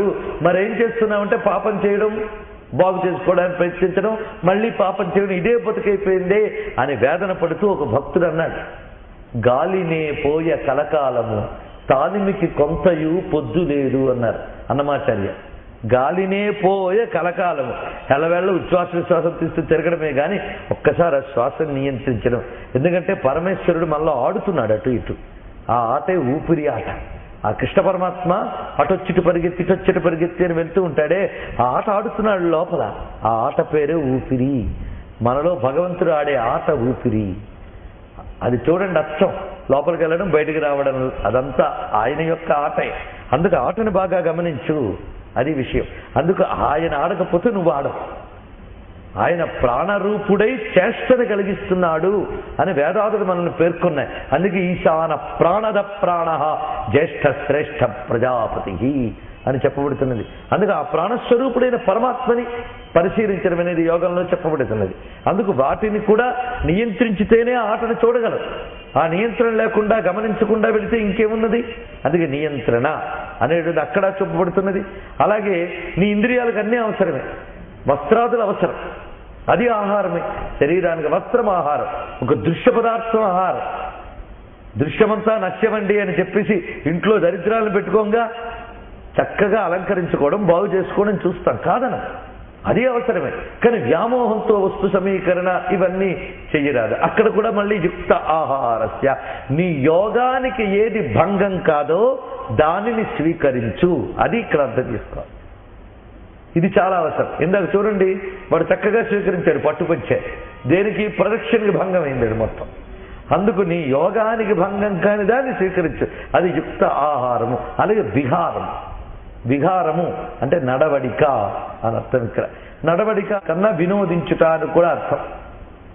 కొందరైతే ఇక్కడ శారీరక సుఖములు అని చెప్పారు. విహారములు అనగానే శరీరాన్ని సుఖపెట్టడం కోసం నువ్వు ఎక్కడెక్కడ తిప్పుతున్నావో వాటిని కూడా నియంత్రించాలి. ఇవన్నీ అంటే బ్రహ్మచర్య దీక్షలన్నీ యుక్త విహారములు అనిపించుకుంటాయి. యుక్త చేష్టస్య కర్మసు, ఇది ఒకటి చాలా ముఖ్యమని చెప్పారు. యుక్తములైన చేష్టలు కర్మలు. చేష్టలు అంటే ఇంద్రియముల యొక్క ప్రవర్తన. ఇంద్రియాల ప్రవర్తనలు ఏవైతే ఉన్నాయో అవి యోగ్యమైనవి చేయాలి.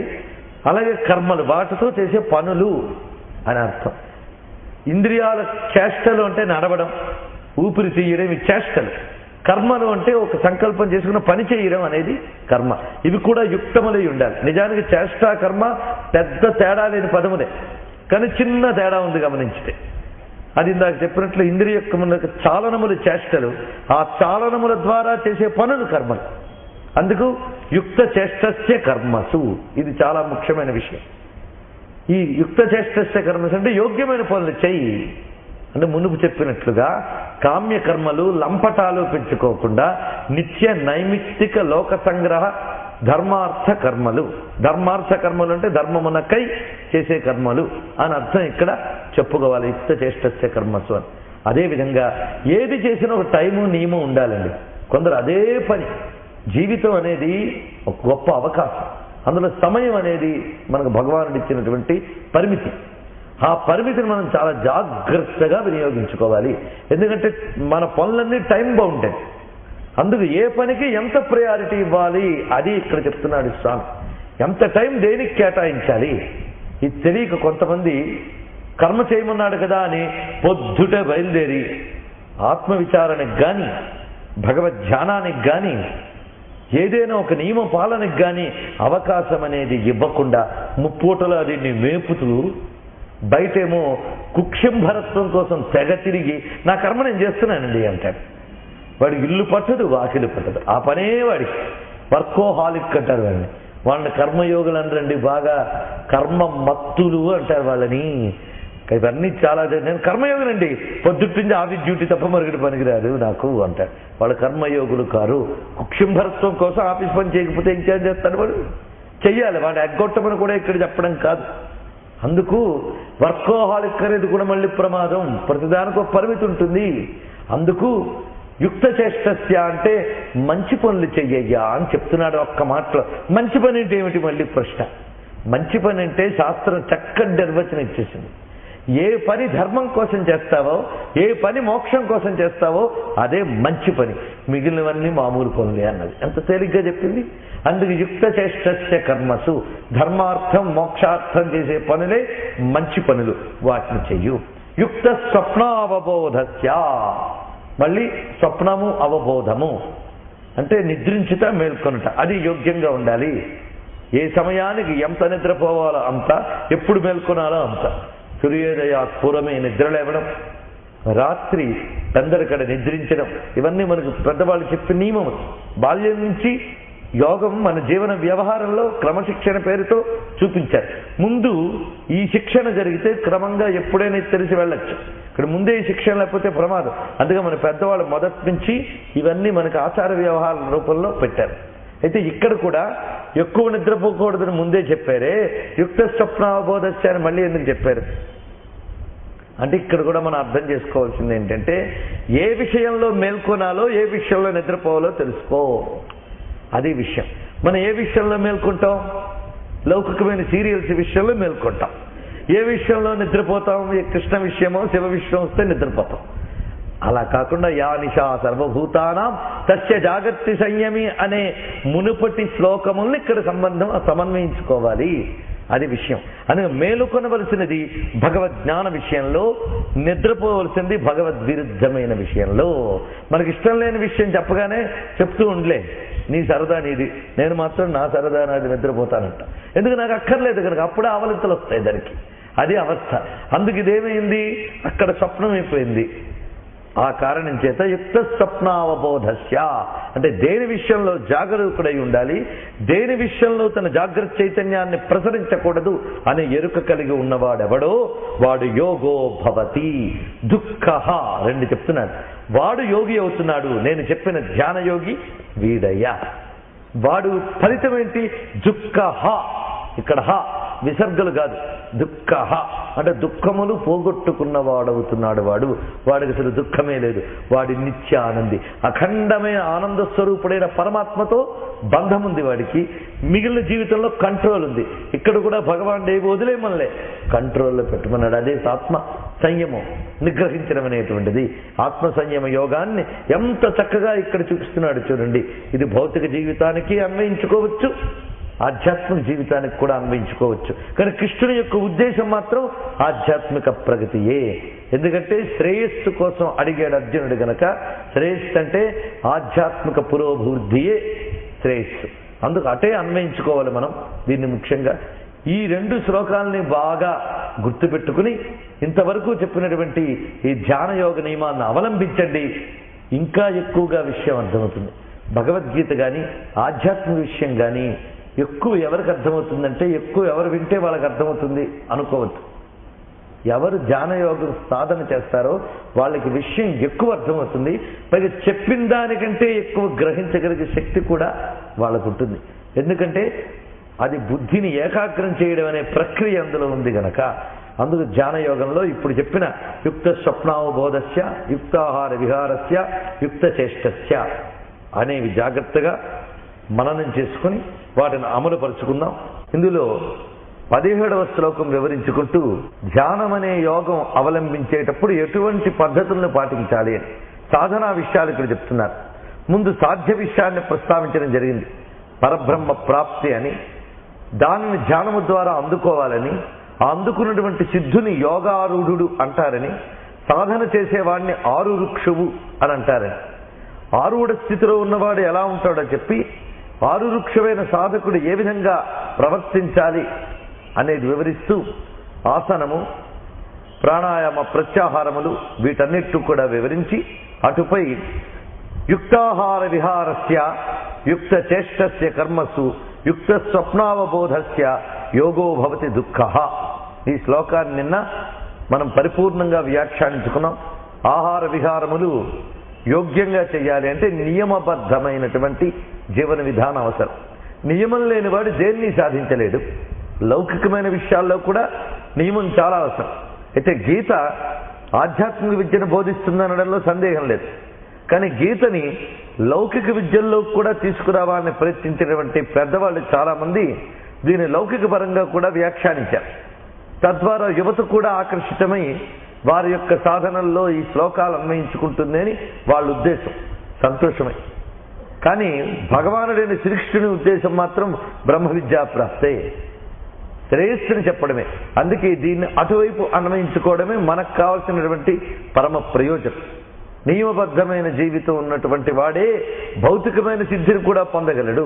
అలాంటిది ఆ భౌతికమైన పరమసిద్ధిని పొందాలంటే ఇంకెంత నియమబద్ధత అవసరమో చూడండి. మనం ఏమనుకుంటామంటే సృష్టిలో అతి సులభంగా పొందేది ఆధ్యాత్మిక విద్యయే అని.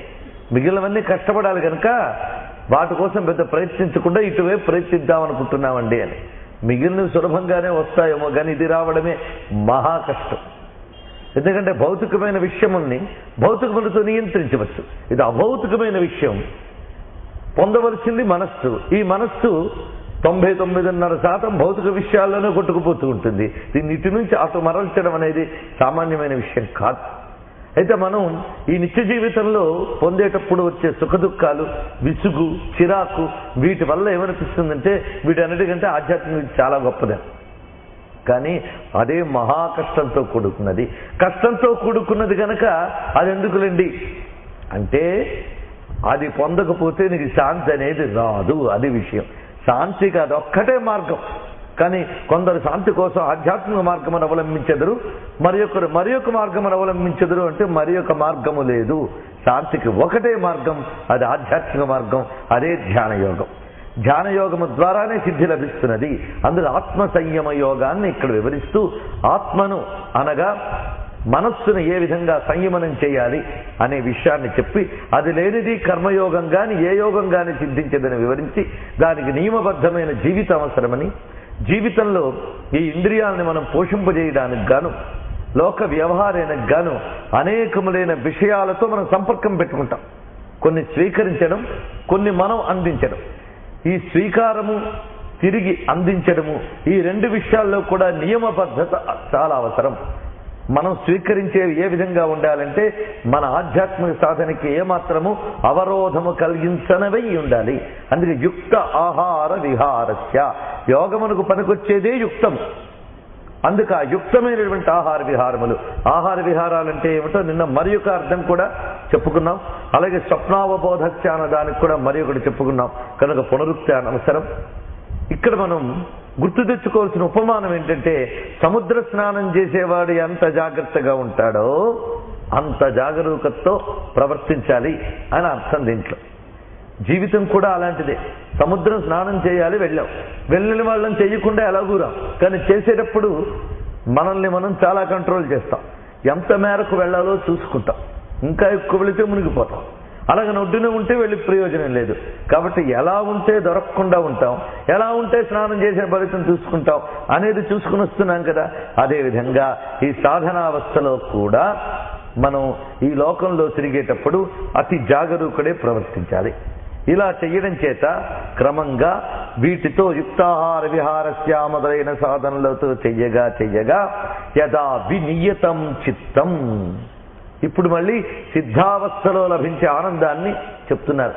ఇక్కడ ఒక్కసారి చెప్తున్నంతసేపు ఏకాగ్రత ఒక్కటి మీరు అవలంబించండి, ఈ అనుభూతంతా మీకు దక్కుతుంది. ఇక్కడ అందులో సందేహం లేదు. మరి ఇన్నాళ్ళు సాధన చేయకుండా ఇప్పటికెప్పుడో వస్తుందా అండి అంటే ఏకాగ్రత ఇప్పుడు చూపిస్తే కృష్ణ భగవానుడు ఈ శ్లోకాల్లోంచి మీకు అందిస్తాడు అనుభూతి. కావలసింది మాత్రం ఏ ప్రిజుడీస్ లేకుండా ఏకాగ్రంగా వింటే చాలు. ఇక్కడ యదా వినియతం చిత్తం, వినియతం చిత్తం, చిత్తాన్ని నియతం చేయుట. నియతం అంటే నిగ్రహించడము, వినియతం బాగా నిగ్రహించడం అంటే స్వాధీనం చేసుకోవడం అన్నమాట. అలా చేసుకున్నటువంటి చిత్తాన్ని ఆత్మన్యేవ అవతిష్ఠతే, ఆత్మయందే లగ్నమై ఉంచేలా చేస్తాడా యోగి. ఆత్మయందే అన్నప్పుడు నిన్న మనం చెప్పుకున్నటువంటి ఇక్కడ ఆత్మ అనగానే మనస్సు అని అర్థం తీసుకోకూడదు. మనస్సుకు కూడా అతీతమైనటువంటి ఏ ప్రత్యేగాత్మ ఉందో దాన్ని తీసుకోవాలి. లేదా ఇందాక మనం స్పష్టంగా చెప్పుకున్నట్లుగా ఈశ్వరుడు అని అర్థం, అంటే భగవానుడు అని. భగవానునిపై అనండి, లేకపోతే ఆత్మన్యేవ అవతిష్ఠతి, ఆ ఆత్మయందే ఉంచుట. ఆత్మకు అర్థం నిన్న మనం చెప్పుకున్నాం, మరొకసారి గుర్తు తెచ్చుకోండి. దీన్ని మనకు బాగా తేటపరిచిన రమణ మహర్షి మాట తెలుసుకుంటే చాలు. ఆత్మన్యేవ అంటే అహం అనే స్ఫురణకి ఏది కేంద్రమో అది ఆత్మ. ఇదొక్కటే. నేను అనేటువంటి స్ఫురణకి ఏ చైతన్యం ఆధారమైనదో ఆ చైతన్యమే ఆత్మ. ఆ ఆత్మయందే మనోబుద్ధి దేహ ఇంద్రియములన్నీ కూడా తరంగాల వలె సంచరిస్తూ ఉన్నాయి. అందుకే ఈ తరంగాలన్నిటికీ ఆధారమైనటువంటి నిశ్చలమైనటువంటి ఆత్మతత్వం ఏదైతే ఉందో దాని యందు ఈ నియతమైన చిత్తాన్ని ఉంచుట. ఇది జ్ఞానపరమైన అర్థం. భక్తిపరమైన అర్థం ఆ ఆత్మయే నీది అనుకున్నప్పుడు ప్రత్యేగాత్మ అయినది, అదే సర్వవ్యాపకము అయినటువంటిది అన్నప్పుడు పరమాత్మ అయినది. ప్రత్యేగాత్మ పరమాత్మ అన్నది సిద్ధావస్థలో ఒక్కటైపోతున్నాయి. అలా మనం ఇక్కడ ఈశ్వరుని యందు అని అర్థం చెప్పుకుంటే భగవానుని యందు అని అర్థం. భగవాను యందు ఏ మనస్సును పెడుతున్నావు? వినియతం చిత్తం, స్వాధీనమైన మనస్సును భగవాను యందు పెడుతున్నాం, అస్వాధీనమైన మనస్సుని కాదు. నిగ్రహించిన మనస్సుని ఈశ్వరుని యందు ఉంచి నిస్పృహ సర్వకామేభ్యః, ఇది మూడవ స్థితి.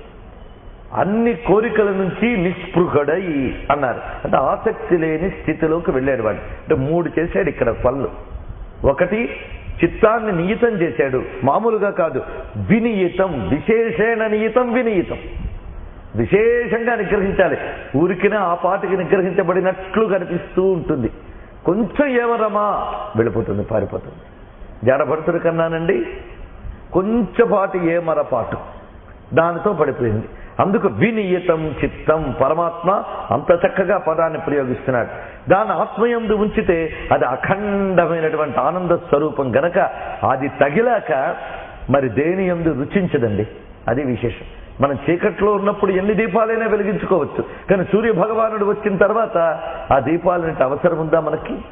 అది ఉన్నా ఒకటే, లేకున్నా ఒకటే.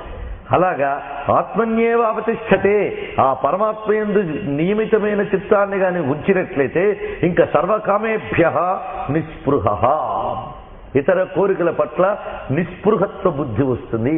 వాడు వాటిని పట్టించుకోడనమాట. అది స్థితి. అంటే అనాసక్తత అని అర్థం నిస్పృహ అని. ఈ నిస్పృహ అనేది తెలియాలి అంటే ఆత్మయందు మనస్సుంచిన వాడు ఎలా నిస్పృహుడై ఉంటాడు, ఇది విశేషం. సాధనావస్థలో నిస్పృహత్వం అనేటువంటిది ప్రయత్నపూర్వకంగా జరుగుతుంది అక్కడ. ఇది నాకు చెడు గనక నేను అటు వెళ్ళను అని అనుకుంటాడు ఎప్పుడు సాధనావస్థలో. కానీ సిద్ధావస్థలో వాడిని చెడగొట్టేది ఏదీ లేదు బయట జగత్తులో. వాడిని ఎవడు చెడగొట్టగలడు? అది పనికిరానిది కనుక అతడు దాని జోలికే వెళ్ళడు. పైగా అఖండమైన ఆ ఆనందామృత సిద్ధి పొందాక ఈ భ్రాంతి అయినటువంటివి ఎందుకు పడతాయి అతడికి? ఆ స్థితి కలగాలంటే, ఆ స్థితి పొందినప్పటి ఆనందం తెలియాలంటే అది అనుభవిస్తేనే తెలుస్తుంది. కానీ అనుభవించిన మహాత్ముల జీవితాలని పరిశీలించినా మన అవగాహన చేసుకోగలం. అయితే అనుభవిస్తే తెలిసే కాడికి చెప్పుకోవడం ఎందుకు? ఇది కదా ప్రశ్న. మాటి మాటికి అనుభవిస్తే తెలుస్తుంది, అనుభవిస్తే తెలుస్తుంది అని చెప్పే కాడికి చెప్పుకోవడం ఎందుకు అంటే ఆ స్థితి ఒకటి ఉన్నది అని తెలిసి అది ఉత్కృష్టమైన స్థితి అని తెలిస్తే దానిపై మనకు ఆసక్తి పెరిగి అవగాహన కలిగి సాధన బలపడుతుందని చెప్పుకోవడం అది విశేషం. ఇప్పుడు ఆ స్థితిని పొంది సర్వకామేభ్య నిస్పృహ ఎవరు అంటే దానికి ఉదాహరణగా జనకాదులు మనం చెప్పుకుంటాం. ఒకరోజు జనక మహారాజు వద్దకి సులభ అనే ఒక యోగిని వచ్చిందిట. ఆమె పేరు సులభ. ఆమె మహాయోగిని, జ్ఞాని కూడా. పరీక్షార్థం వచ్చింది జనక మహారాజు యొక్క తత్వాన్ని ప్రపంచానికి చాటడానికై ఆ తల్లి వచ్చింది. ఒకసారి వచ్చి నువ్వు జ్ఞానివేనా అని అడిగినది. అని అందరూ అంటూ ఉంటారన్నాడు ఆయన. అటు తర్వాత నీకు సర్వ